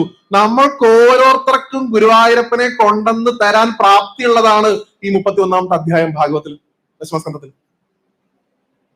വെറും 18 ശ്ലോകം കൊണ്ട് കണ്ണടച്ച് തുറക്കുന്ന സമയത്തേക്ക് ആ കാർമുകിൽ വർണ്ണനെ നിങ്ങൾക്ക് നിങ്ങളുടെ മുമ്പിൽ കാണാം. ഗോപികാഗീതത്തെ ഉപാസിച്ച അത്ര ഗംഭീരായിട്ടുള്ള ആ ശ്ലോകം അവര് പാടാൻ തുടങ്ങിയ ഗോപികാഗീതം. പലപ്പോഴായിട്ട് ഇങ്ങനെ പാടുകളുണ്ട്. ഞാനൊക്കെ എന്റെ ചെറുപ്പത്തിൽ ഗോപസ്ത്രീകൾ പാടിയ ഗോപികാഗീതമൊക്കെ കേൾക്കണത് പിന്നെയാ. പണ്ട് ഞങ്ങളുടെയൊക്കെ നാട്ടില് ഭാഗവത സപ്താഹമൊക്കെ ഉണ്ടാവുന്ന സമയത്ത് ഗോപസ്ത്രീകൾ പാടി നടന്നിരുന്ന ഒരു പാട്ട് എന്ന് പറഞ്ഞ് അവിടെ വന്നിരുന്ന സപ്താഹാചാര്യന്മാരൊക്കെ ഒരു പാട്ട് പാടിത്തരുന്നു. ഏത് പാട്ട്? കല്ലു വേണോ നീല നിറം കോലും നല്ല കല്ലു വേണോ, നല്ല വൈരി പേരോരുന്ന കല്ലു വേണമോ. എനിക്ക് പാടാനറിയില്ല. അതിൽ പല ലൈനുകളും ഗോപബാലന്മാരാം മുത്തു മാലയുടെ നടുക്കായി ഗോപതിയായി വിളങ്ങും കൃഷ്ണ കല്ലു വേണമോ. നാരായണ നാരായണ നാരായണ നാരായണ നാരായണ നാരായണ രാധാ ഗോവിന്ദ. ഇങ്ങനെ പാടും പണ്ട്. ഞാൻ എന്റെ പ്രഭാഷണങ്ങളൊക്കെ അവസാനിപ്പിക്കുമ്പോൾ ഇതിത്തൊരു അവസാനത്തിന് വരിയുണ്ട്. ഏവം പരരക്ഷയ്ക്കായി കല്ലു വിൽക്കും ജോലിക്കെന്നെ ഭവസൂനോദേശം തോറും ചുറ്റിച്ചിടുമോ എന്നാണ്. ഈ നീലക്കല്ലിന്റെ കഥകൾ പറയാൻ ഓരോ ദേശത്തും ഇങ്ങനെ ചെന്നെത്തിക്കുന്നതും ആ ഗുരുവായൂരപ്പൻ തന്നെ എന്നാ. അങ്ങനെ പാടിയൊരു പാട്ട് കേട്ടു. അപ്പൊ ഗോപസ്ത്രീകൾ അങ്ങനെ വിളിച്ചപ്പോഴാത്രേ ഭഗവാൻ വന്നത്. എപ്പോഴും ഗുരുവായൂരപ്പന്റെ സ്വഭാവം എങ്ങനെയാ? ഭഗവാൻ വിളിച്ചാ വരണേക്കാൾ സ്പീഡില് പാട്ട് പാടിയ വരും. ഇവിടെ തന്നെ എത്രയോ മഹാത്മാക്കൾ ഉച്ചപൂജ സമയത്ത് നമ്മൾ അറിയാതെ ആ ഗോപസ്ത്രീകളുടെ പോലെ തന്നെ മനോഭാവത്തോടു കൂടി ആ കൂത്തമ്പലത്തിന്റെ അടുത്തൊക്കെ പോയി നോക്കൂ. ഉച്ചപൂജ സമയത്ത്, നേദ്യായിരിക്കുന്ന സമയത്ത് അവിടെ ഇരുന്ന് അവർ പാടുന്ന മനോഹരമായിട്ടുള്ള പാട്ടുകൾ കേൾക്കാം. എന്റെ മനസ്സിൽ എപ്പോഴും ഉള്ള കുട്ടൂരാണോ വാഴകുന്നാണോ എനിക്ക് കൃത്യം ഓർമ്മയില്ല. വെയിലു കൊണ്ടു നീ പൂവുടലയോ താളുപോലെ തളരുന്നു മണ്ണുവാരി കളിച്ചതൂ മതി കണ്ണനുണ്ണി മാമുണ്ണനെ എന്നാണ്. അങ്ങനെ അമ്മ വിളിച്ചപ്പോഴാ വന്ന, അല്ലാണ്ട് ഉണ്ണി വന്ന് ഊണ് കഴിക്കുന്നു പറഞ്ഞപ്പോ വന്നിട്ടില്ല. മമ്മിയൂരപ്പനെ കൂടി സന്തോഷിപ്പിക്കുന്ന ഒരു ഭാഗമൊക്കെ ഉണ്ട്. കാകവേഷത്തിൽ നിൽപ്പൂ ശങ്കരൻ വിഷ്ണു നിർമാല്യം ഉണ്ണുവാൻ. അങ്ങനെയാണ് ഈ കാക്കയായിട്ട് നിൽക്കുന്നത്. വെറും കാക്കയല്ല എന്റെ കുട്ടി, ഇത് സാക്ഷാൽ മഹാദേവനാണ്. എന്റെ കുട്ടിയുടെ കൂടെ ഊണ് കഴിക്കാൻ അദ്ദേഹം എന്താ കൈലാസ് നിറം നിൽക്കണു, എന്റെ ഉണ്ണി ഊണ് കഴിക്കൂ. അങ്ങനെ പാടി വിളിച്ചപ്പോഴാ ഭഗവാൻ എപ്പോഴും വന്നത്. ഉണ്ണിക്കണ്ണ വായു ഊഞ്ഞാലാടാൻ വായു പാടും, അമ്മയ്ക്കൊരുമ്മ നീ കൊണ്ടു തായോ. അങ്ങനല്ലേ പാട്ട്, എനിക്ക് കൃത്യം ഓർമ്മയില്ല. എന്തായാലും ഇങ്ങനെ പാടി വിളിച്ചപ്പോഴൊക്കെ ഭഗവാൻ ഓടി വന്നിട്ടുണ്ട്. ഇതേപോലെ ഗോപസ്ത്രീകളുടെ പാട്ട് പാടിയപ്പോഴും ആണ് ഭഗവാനെ കിട്ടിയത്. കാരണം ഗോപികാ ഗീതം എന്ന് പറച്ചിലേ ഉള്ളൂ പ്രിയപ്പെട്ടവരെ, ഇതൊരു കരച്ചില. ഒപ്പുണ്ടായിരുന്ന ഉണ്ണി ഒരു ദിവസം ഇല്ലാണ്ടാവണ സമയത്ത് കരയുന്ന ഒരു അമ്മയെ പോലെ, അല്ലെങ്കിൽ ഇത്ര നേരം ഉത്സവപ്പറമ്പിൽ കൈപിടിച്ച് നടന്ന അമ്മയെ പെട്ടെന്ന് കാണാണ്ടാവുമ്പോ ഒരു കുട്ടി എങ്ങനെയാണോ കരയുക, അതുപോലെ അത്രയധികം തീക്ഷ്ണതയോട് കൂടിയിട്ടാണ് ഭഗവാനെ അവർ ഭജിച്ചിട്ടുള്ളത്. ഇതിൽ ഒന്നാമത്തെ ശ്ലോകം തന്നെ നേരത്തെ പറഞ്ഞല്ലോ, ജയതി തേദികം ജന്മനാ വ്രജ എന്ന് പറഞ്ഞിട്ടാണ് തുടങ്ങുന്നത്. ആദ്യത്തെ ശബ്ദം തന്നെ നോക്കൂ, ജയതി എന്നാണ്. ഞാനിത് മുഴുവൻ വ്യാഖ്യാനിക്കണം എനിക്ക് സമയമില്ല എങ്കിൽ പോലും ആദ്യത്തെ ശബ്ദം തന്നെ ജയതി എന്ന്. ജയതി എന്ന് പറഞ്ഞാൽ ജയിക്കട്ടെ എന്നാണ് അർത്ഥം. സാധാരണ ഈ നമ്മള് യുദ്ധമൊക്കെ കഴിഞ്ഞു തരുന്ന ആൾക്കാരെയൊക്കെയാണ് ഇങ്ങനെ ജയിക്കട്ടെ, നീണാൾ വാഴട്ടെ എന്നൊക്കെ പറഞ്ഞ് വരവേൽക്കുക. ഇവിടെ നോക്കൂ, ഗോപസ്ത്രീകൾക്ക് നല്ല ബോധ്യമുണ്ട് ഇവിടെ ഭഗവാൻ ഒരു യുദ്ധം കഴിഞ്ഞിട്ടാണ് നിൽക്കണേന്ന്. ആരുമായിട്ടുള്ള യുദ്ധം? ആ കാമദേവന്റെ മതത്തെ ഭഗവാൻ ഇവിടെ അവസാനിപ്പിച്ചിരിക്കണു. കാമദേവനെ ഭഗവാൻ തോൽപ്പിച്ചിരിക്കണു. ആ കാമദേവനെ ജയിച്ചത് കൊണ്ട് നോക്കൂ, ഇത് കേവലം കാമപരവശയായിട്ടുള്ള പെൺകുട്ടികൾ പാടിയ പാട്ടല്ല എന്ന് മനസ്സിലാക്കാൻ ഈ അധ്യായം നിങ്ങൾ ഉറക്കെ എല്ലാവരോടും വായിക്കാൻ പറയൂ. ഇതിൽ ഗുരുവായൂരപ്പനെ വിളിച്ചിട്ടുള്ള ഏറ്റവും തിളക്കമുള്ള 2 പേരുകൾ, അത് പല ആവർത്തി വിളിച്ചിട്ടുണ്ട്. അതിൽ ഒന്ന് മന്മഥ എന്നാണ്. മന്മഥൻ എന്ന് പറഞ്ഞാൽ കാമദേവൻ. ആ കാമദേവന് പോലും കാമം ഉണ്ടാക്കുന്നവൻ, അല്ലെങ്കിൽ കാമദേവനെ ജയിച്ചവൻ എന്നാണ് അതിന്റെ അർത്ഥം. രണ്ടാമത് വിളിച്ചിട്ടുള്ള ഏറ്റവും നല്ലൊരു പേരാണ് ആത്മാരാമൻ എന്നുള്ള ശബ്ദം. ഇവിടെ നിങ്ങൾക്ക് പലയിടത്തും കേൾക്കാം.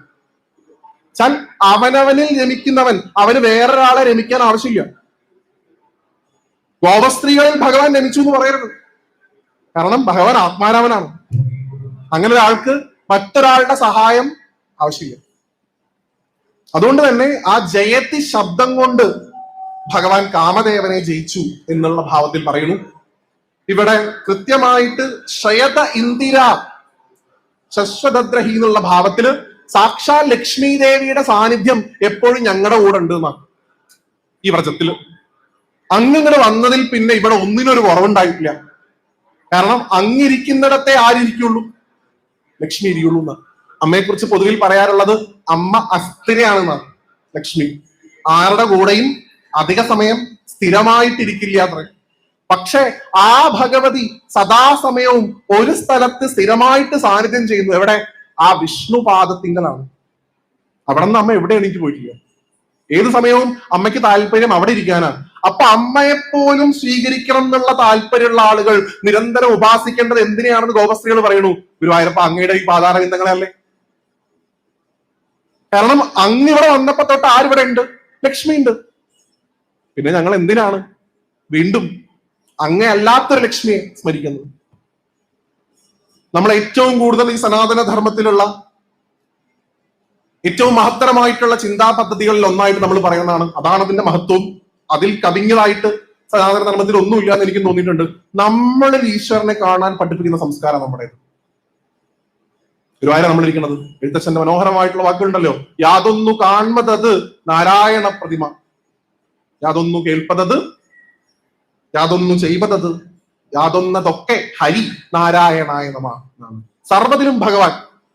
നേരത്തെ ഇവിടെ നാരായണ നമ്പൂരി അദ്ദേഹം പറഞ്ഞല്ലോ, അക്രൂര് പറഞ്ഞ പോലെ ജലത്തിലും വിഷ്ണു, സ്ഥലത്തിലും വിഷ്ണു, സർവ്വതിലും ഭഗവാനാണ്. പ്രഹ്ലാദൻ പറഞ്ഞതുപോലെ ഇക്കണ്ട ചരാചരങ്ങളിലും തൂണിലും തുരുമ്പിലും മാത്രമല്ല അച്ഛ, ഈ ചോദ്യം ചോദിക്കുന്ന അച്ഛനിലും ഈ എന്നിലും ഇറങ്ങി നിൽക്കുന്നത് ആ ഭഗവാൻ തന്നെ.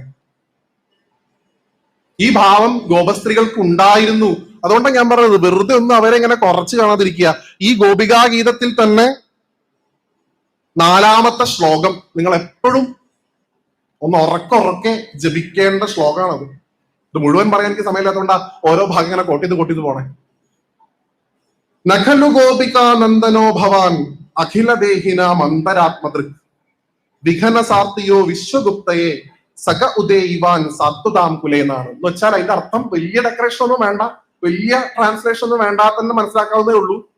നഖലു ഗോപിക നന്ദനോ ഭവാൻ അഖില ദേഹിനാം അന്തരാത്മദൃക് എന്നാണ്. ഇതാരാ പറയണേ? രാവിലെ എണീറ്റാൽ പശുക്കളെ കറന്നും പാലെടുത്തും വെണ്ണുണ്ടാക്കിയും മോരുണ്ടാക്കിയും വിറ്റും ജീവിക്കുന്ന ഒരു വേദാഭ്യാസവും ഇല്ലാത്ത പാവപ്പെട്ട ഇടയ പെൺകുട്ടികളാണ് ഈ ഗുരുവായൂരപ്പനോട് ചോദിക്കുന്നത്, കൃഷ്ണ അങ്ങ് ഞങ്ങളുടെ അടുത്തുനിന്ന് പോയി കളഞ്ഞത് ഞങ്ങൾക്ക് ഇതറിയാഞ്ഞിട്ടാണ് അങ്ങക്ക് തോന്നുന്നുണ്ടോ? ഇത് അതാണ് ഈ ശ്ലോകത്തിന്റെ ഉത്തരം. നഖലു ഗോപിക നന്ദനോ ഭവാൻ അഖില ദേഹിനാം അന്തരാത്മദൃക്. ഭഗവാനെ ഞങ്ങൾക്കറിയാം അങ്ങ് ഈ യശോദാമ്മയുടെ മകനൊന്നും അല്ല, ഇവിടെ ഉള്ള ഒരു ഗോപസ്ത്രീയുടെയും മകനല്ല അങ്ങ്, ഞങ്ങൾക്ക് നന്നായിട്ട് അറിയാം. അങ്ങനെ പറയണമെങ്കിൽ ഗോപികമാർ ആരായിരിക്കണം? സ്വന്തം അച്ഛനും അമ്മയ്ക്കും പോലും അറിയില്ലായിരുന്നു ഭഗവാനാണ്.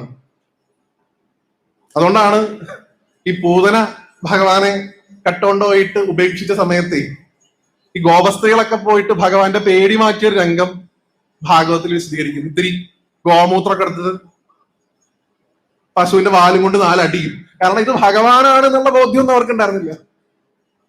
പക്ഷെ ഗോപസ്ത്രീകൾക്ക് അറിയായിരുന്നു ഭഗവാൻ ആരാണ്. അങ്ങ് വെറും ഒരു ഗോപികയുടെ മകനല്ല ഭഗവാനെ, അത് ഞങ്ങൾക്ക് അറിയാം. പിന്നെ അങ്ങ് ആരാണ്? അഖില ദേഹിനാം അന്തരാത്മദൃക്. ഈ സർവചരാചരങ്ങളുടെയും അന്തരാത്മാവായി നിൽക്കുന്ന ഗുരുവായൂരപ്പ അങ്ങേ ഞാൻ നമസ്കരിക്കുന്നതാണ്. ആ ജ്ഞാനം ഉണ്ടാവണം എന്നുണ്ടെങ്കിൽ ഈ ജ്ഞാനം പലർക്കും ഉണ്ടായിരുന്നില്ല. ഈ ജ്ഞാനമുള്ള ഗോപസ്ത്രീകളെയാണ് ഉദ്ധവൻ നമസ്കരിച്ചത്. ആ ഗോപസ്ത്രീകളുടെ കാൽപാദത്തിനടിയിലുള്ള പൂഴിമണ്ണ് എന്റെ ശിരസിൽ വീണാൽ ഞാൻ സ്വയം പരിശുദ്ധീകരിക്കപ്പെടുമെന്ന് ഉദ്ധവൻ വിശ്വസിച്ചു. അത് ഈ ജ്ഞാനമുള്ളതുകൊണ്ടാണ്. കാരണം അദ്ദേഹത്തിന് പോലും ഉണ്ടായിരുന്നില്ല ആ സമയത്ത് അജ്ഞാനം. ഇത് കേവലം പെൺകുട്ടിയോട് ഇത്രേ ഉള്ളൂ. ഗോപസ്ത്രീകൾ ആരാണെന്ന് നിന്റെ അവസാന ഭാഗത്ത് പറയുന്നുണ്ട്. ഇവരുടെ കരച്ചിൽ അവർ പറയുന്ന പലതരത്തിലാണ്. ഭഗവാനെ, പണ്ട് ഇന്ദ്രൻ അതിയായിട്ടുള്ള മഴ പെയ്ച്ച് ഈ ഗോവർദ്ധനത്തെ അല്ലെങ്കിൽ ഗോക്കളെ ഈ വ്രജത്തെ മുഴുവൻ ഇങ്ങനെ ഭീഷണിപ്പെടുത്തിയ സമയത്ത് ആ പേമാരിയിൽ നിന്ന് അങ്ങ് ഞങ്ങളെ രക്ഷിച്ചില്ലേ കൃഷ്ണ? ഇന്ന് അങ്ങ് കാണുന്ന ഞങ്ങളുടെ ഈ കണ്ണീരാകുന്ന മഴ അങ്ങ് കാണുന്നില്ലേ? ഇത് അതിനേക്കാൾ വലിയ പേമാരിയാണ് ഗോപസ്ത്രീകൾ പറഞ്ഞത്. ഞങ്ങളുടെ ഈ കണ്ണുനീര് ഇങ്ങനെ വീണ് ഇതൊരു പേമാരി ആവുന്നുണ്ട്, ഈ പേമാരി അങ്ങ് കാണുന്നില്ലേ കൃഷ്ണ? വീണ്ടും പറയുന്നു, പണ്ട് ഭഗവാൻ ഈ കാട്ടുതീനെടുത്ത് കഴിച്ചിട്ടുണ്ട് പണ്ട്. ഇന്ന് ഞങ്ങളുടെ നെഞ്ച് കത്തുന്നത് അങ്ങ് കാണുന്നില്ലേ കൃഷ്ണ? ഇത്തരത്തിലൊക്കെ പലതരത്തിലുള്ള അപകടങ്ങളിൽ നിന്ന് ഞങ്ങളെ രക്ഷിച്ച ഞങ്ങളുടെ ഭഗവാനെ, ഞങ്ങളുടെ ഈ ഹൃദയം ഇങ്ങനെ നുറുങ്ങി ഇല്ലാണ്ടാവണത് അങ്ങ് കാണുന്നില്ലേ? ഇനിയും ഞങ്ങളുടെ അടുത്തേക്ക് വരാൻ താമസം ഉണ്ടാവരുത്.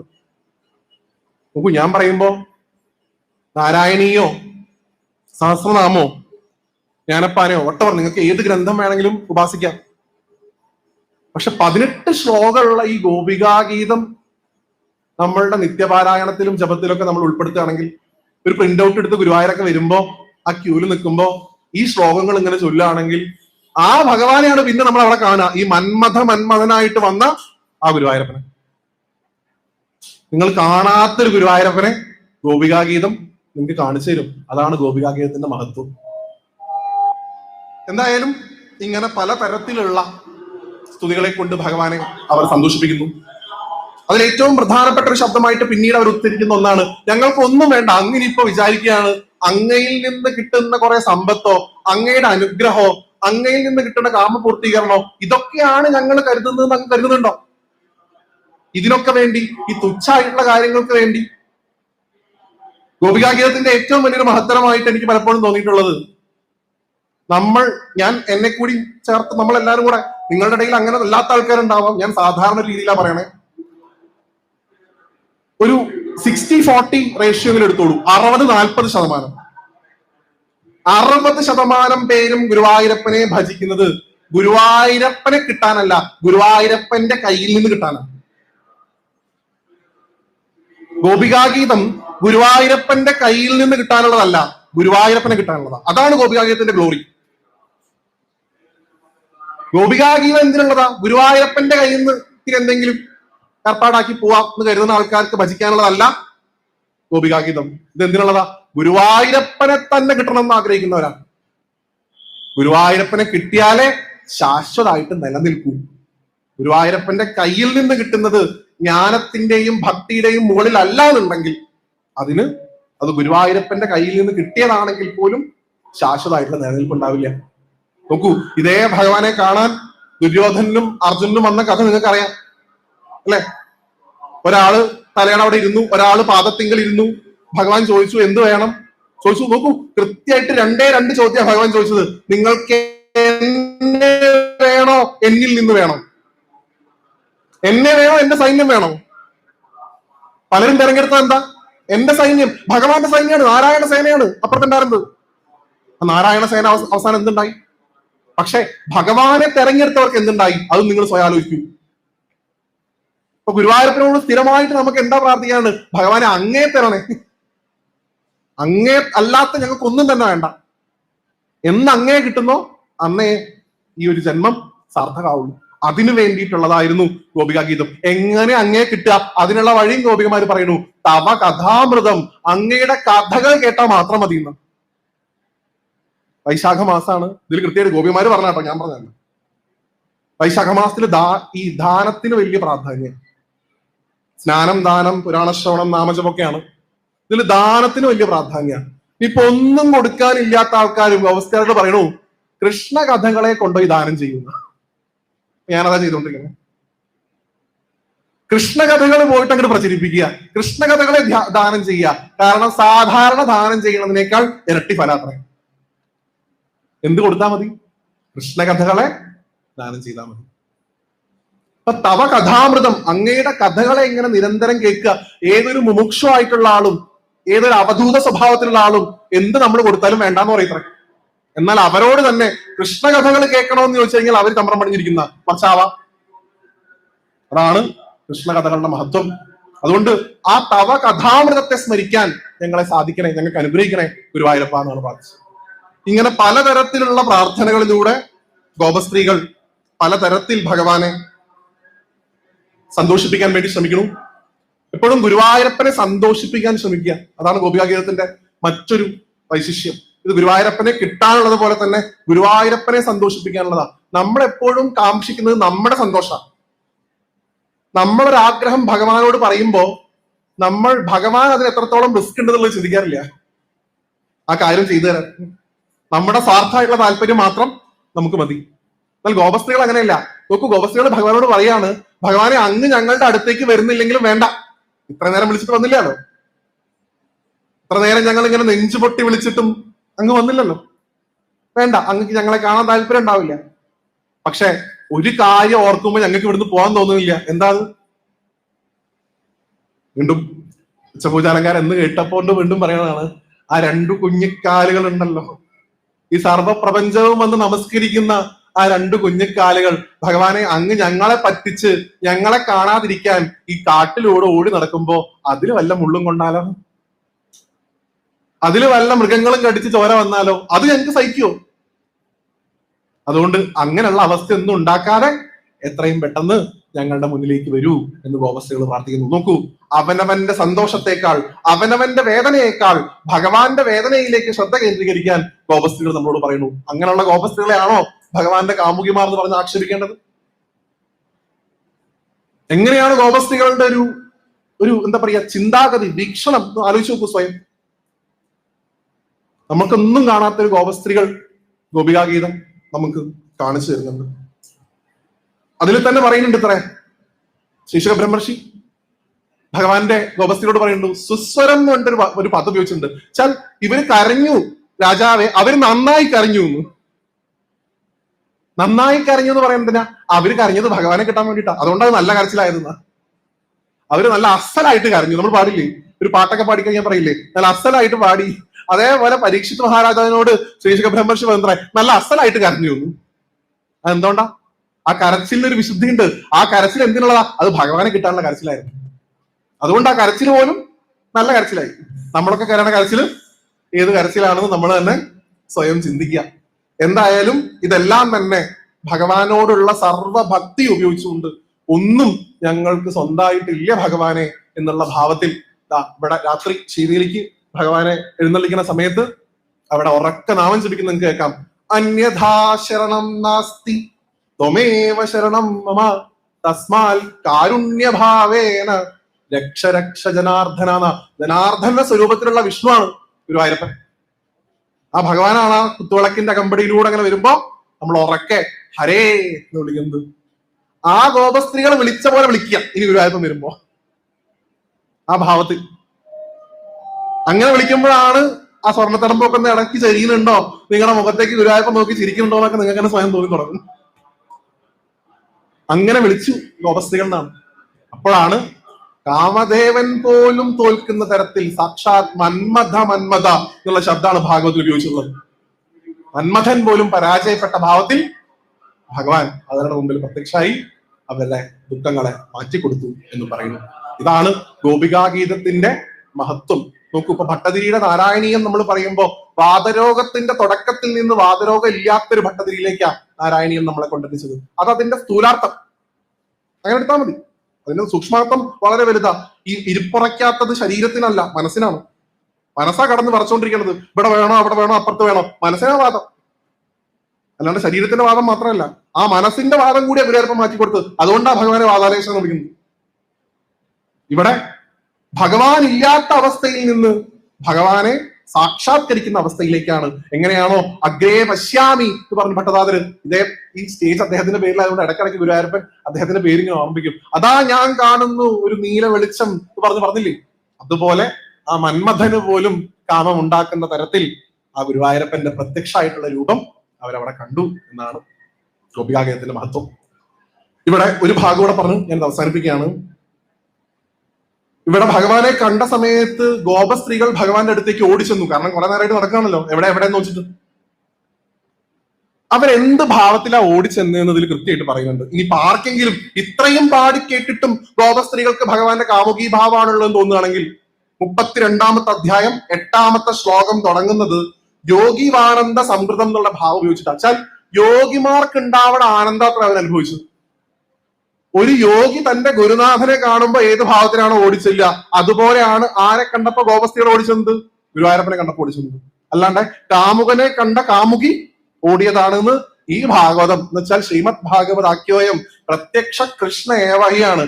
ഈ ഭാഗവത്തിൽ എവിടെയും അങ്ങനെ പറഞ്ഞിട്ടില്ല. തന്റെ ഗുരുനാഥനെ കണ്ട ശിഷ്യകളുടെ ഭാവത്തോടു കൂടി, ബ്രഹ്മാനന്ദം അനുഭവിക്കുന്ന ഒരു യോഗിയുടെ ഭാവത്തോടു കൂടിയാണ് ഗോപസ്ത്രീകൾ ഭഗവാന്റെ അടുത്തേക്ക് ഓടിപ്പോയത്, അല്ലാണ്ട് കാമപരവശരായിട്ടല്ല. കാരണം സാക്ഷാത് മന്മഥ മന്മഥ എന്നുള്ള ശബ്ദം കൊണ്ട് തന്നെ ഭഗവാൻ കാമനെ ജയിച്ചു എന്ന് അവിടെ ഓൾറെഡി പറഞ്ഞു കഴിഞ്ഞു ശ്രീ ശുഖബ്രഹ്മർഷി. അങ്ങനെയുള്ള ആ ഭഗവാനെ കണ്ടപ്പോൾ അവർക്ക് അതിയായിട്ടുള്ള ഒരു സന്തോഷം ഉണ്ടായി. നോക്കൂ, എന്തിനാണ് ഇതിങ്ങനെ കരച്ചിലിന്റെ ഭാഷയിലും പാട്ടിന്റെ ഭാഷയിലൊക്കെ പറഞ്ഞത്? ഒരു കാമുകി കാമുകനോട് പറയുന്ന ഭാവത്തിലാണ് നമുക്ക് തോന്നിപ്പിച്ചത്. എന്തിനാ? ഏറ്റവും വൈശിഷ്യായിട്ടുള്ള ഗണത്തിൽപ്പെടുന്ന ഒരു സംഹിതകളാണ്. നോക്കൂ, വേദത്തെ തന്നെ പ്രഭു സംഹിതകൾ എന്ന് പറയുമ്പോൾ, ഉപനിഷത്തുകളെ നമ്മൾ സുഹൃത്ത് സംഹിതകൾ എന്ന് വിളിക്കുമ്പോൾ, പുരാണങ്ങളെ എപ്പോഴും വിളിക്കാറുള്ളത് കാന്താ സംഹിതകൾ എന്നാണ്. കാമുകി കാമുകനോട് അല്ലെങ്കിൽ ഭാര്യ ഭർത്താവിനോട് എന്ന ഭാവത്തിൽ സംവദിക്കും പുരാണങ്ങൾ എന്നാണ്. പക്ഷെ പറയുന്നത് വേദതത്വം തന്നെയാണ്. ഇവിടെ കാമുകി കാമുക ഭാവത്തിലാണെന്ന് പ്രത്യക്ഷത്തിൽ തോന്നുന്ന തരത്തിൽ ഉപദേശിച്ചിട്ടുള്ളത് സാക്ഷാൽ നിവൃത്തി മാർഗം ബ്രഹ്മവിദ്യ തന്നെയാണ് ഗോപസ്ത്രീകൾ പറഞ്ഞു തന്നത്.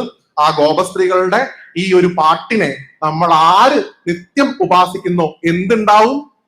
ഹൃദ്രോഗം മാറുന്ന ശ്രീ ശുഖബ്രഹ്മർഷി പറഞ്ഞത്. അതിനനുസരിച്ചിട്ട് ഹൃദയത്തിന്റെ അസുഖം മാറുന്നല്ല അതുകൊണ്ട് കണക്കാക്കേണ്ടത്, ഹൃദയത്തിലുള്ള ചളി, ഹൃദയം ശുദ്ധാവും, ഹൃദയശുദ്ധി ഉണ്ടാവുന്ന അതിന്റെ ഫലശ്രുതി. ഗോപസ്ത്രീകളുടെ ഈ പാട്ടിനെ ആരാണോ പാടുന്നത് അവർക്ക് ഹൃദയശുദ്ധി ഉണ്ടാവും. ഈ ഗോപസ്ത്രീകളുടെ മഹാത്മ്യത്തെ ഈ ഗോപികാ ഗീതത്തിൽ ഭഗവാൻ വിളിച്ചോതുന്നു. നിരന്തരം തന്റെ ഏറ്റവും പരമയായിട്ടുള്ള ഭക്തകളാണ് ഗോപസ്ത്രീകൾ എന്ന് ഭഗവാൻ എല്ലാ സ്ഥലത്തും ഉയർത്തി കാണിച്ചിട്ടുണ്ട്. നോക്കൂ, ഭീഷ്മര് പോലും ശരീരം വിടുന്നതിന് മുമ്പ് സ്മരിച്ചത് ഗോപസ്ത്രീകളെ ആയിരുന്നു. ഉദ്ധവൻ നമസ്കരിച്ചത് ഗോപസ്ത്രീകളെ ആയിരുന്നു. ഭക്തിസൂത്രത്തിൽ നാരദന് പോലും ഭക്തി ഉണ്ടാവുകയാണെങ്കിൽ ആരെ പോലെ ഉണ്ടാവും എന്ന് പറഞ്ഞു? ഗോപസ്ത്രീകളെ പോലെ ഉണ്ടാവണം എന്നാണ് പറഞ്ഞത്. അത്രയധികം യോഗീഭാവത്തിലുള്ള, താപസ കന്യകൾ വേണ്ട ഭാവത്തിലുള്ള ഗാർഹസ്ഥ്യത്തിൽ ഇരിക്കുമ്പോഴും സർവ്വതും നാരായണൻ എന്നുള്ള ഭാവത്തിൽ കണ്ടുകൊണ്ട് അവര് പാടിയിട്ടുള്ള ഈ ഗീതത്തെ ആ ശ്രീ ഗുരുവായൂരപ്പന്റെ തൃക്കാൽക്കൽ സാഷ്ടാംഗം സമർപ്പിക്കുന്നു. ഭഗവാന്റെ അനുഗ്രഹം കൊണ്ട് ഈ ഒരു ഗോപികാഗീതത്തെ ഉപാസിക്കുന്ന മുഴുവൻ ഗുരുവായൂരപ്പന്റെ ഭക്തർക്കും ഹൃദയശുദ്ധി ഉണ്ടാക്കണേ ഗുരുവായൂരപ്പ എന്ന് ഗുരുവായൂരപ്പനോട് പ്രാർത്ഥിക്കുന്നു.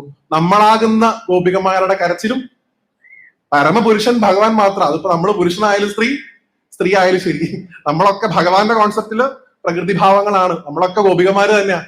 അതുകൊണ്ട് ഉറക്കെ ആ ഭഗവാന്റെ തിരുനാമങ്ങളെ കീർത്തിച്ചുകൊണ്ട് ഭഗവാനെ നമ്മളുടെ അടുത്തേക്ക് സാക്ഷാത് മന്മഥനായിട്ട് വരുത്താൻ നമ്മളെ ഓരോരുത്തരെയും ആ ശ്രീ ഗുരുവായൂരപ്പൻ അനുഗ്രഹിക്കട്ടെ എന്ന് വീണ്ടും വീണ്ടും പ്രാർത്ഥിച്ചുകൊണ്ട് ഈ പ്രഭാഷണത്തെ ആ പൊന്നു ഗുരുവായൂരപ്പന്റെ തൃക്കാൽക്കൽ ഒരു താമരപ്പൂവായിട്ട് സമർപ്പിച്ചുകൊണ്ട് ഇവിടെ എത്തിയിട്ടുള്ള മുഴുവൻ നിങ്ങളെയും വീണ്ടും നമസ്കരിക്കുന്നു. നാരായണ.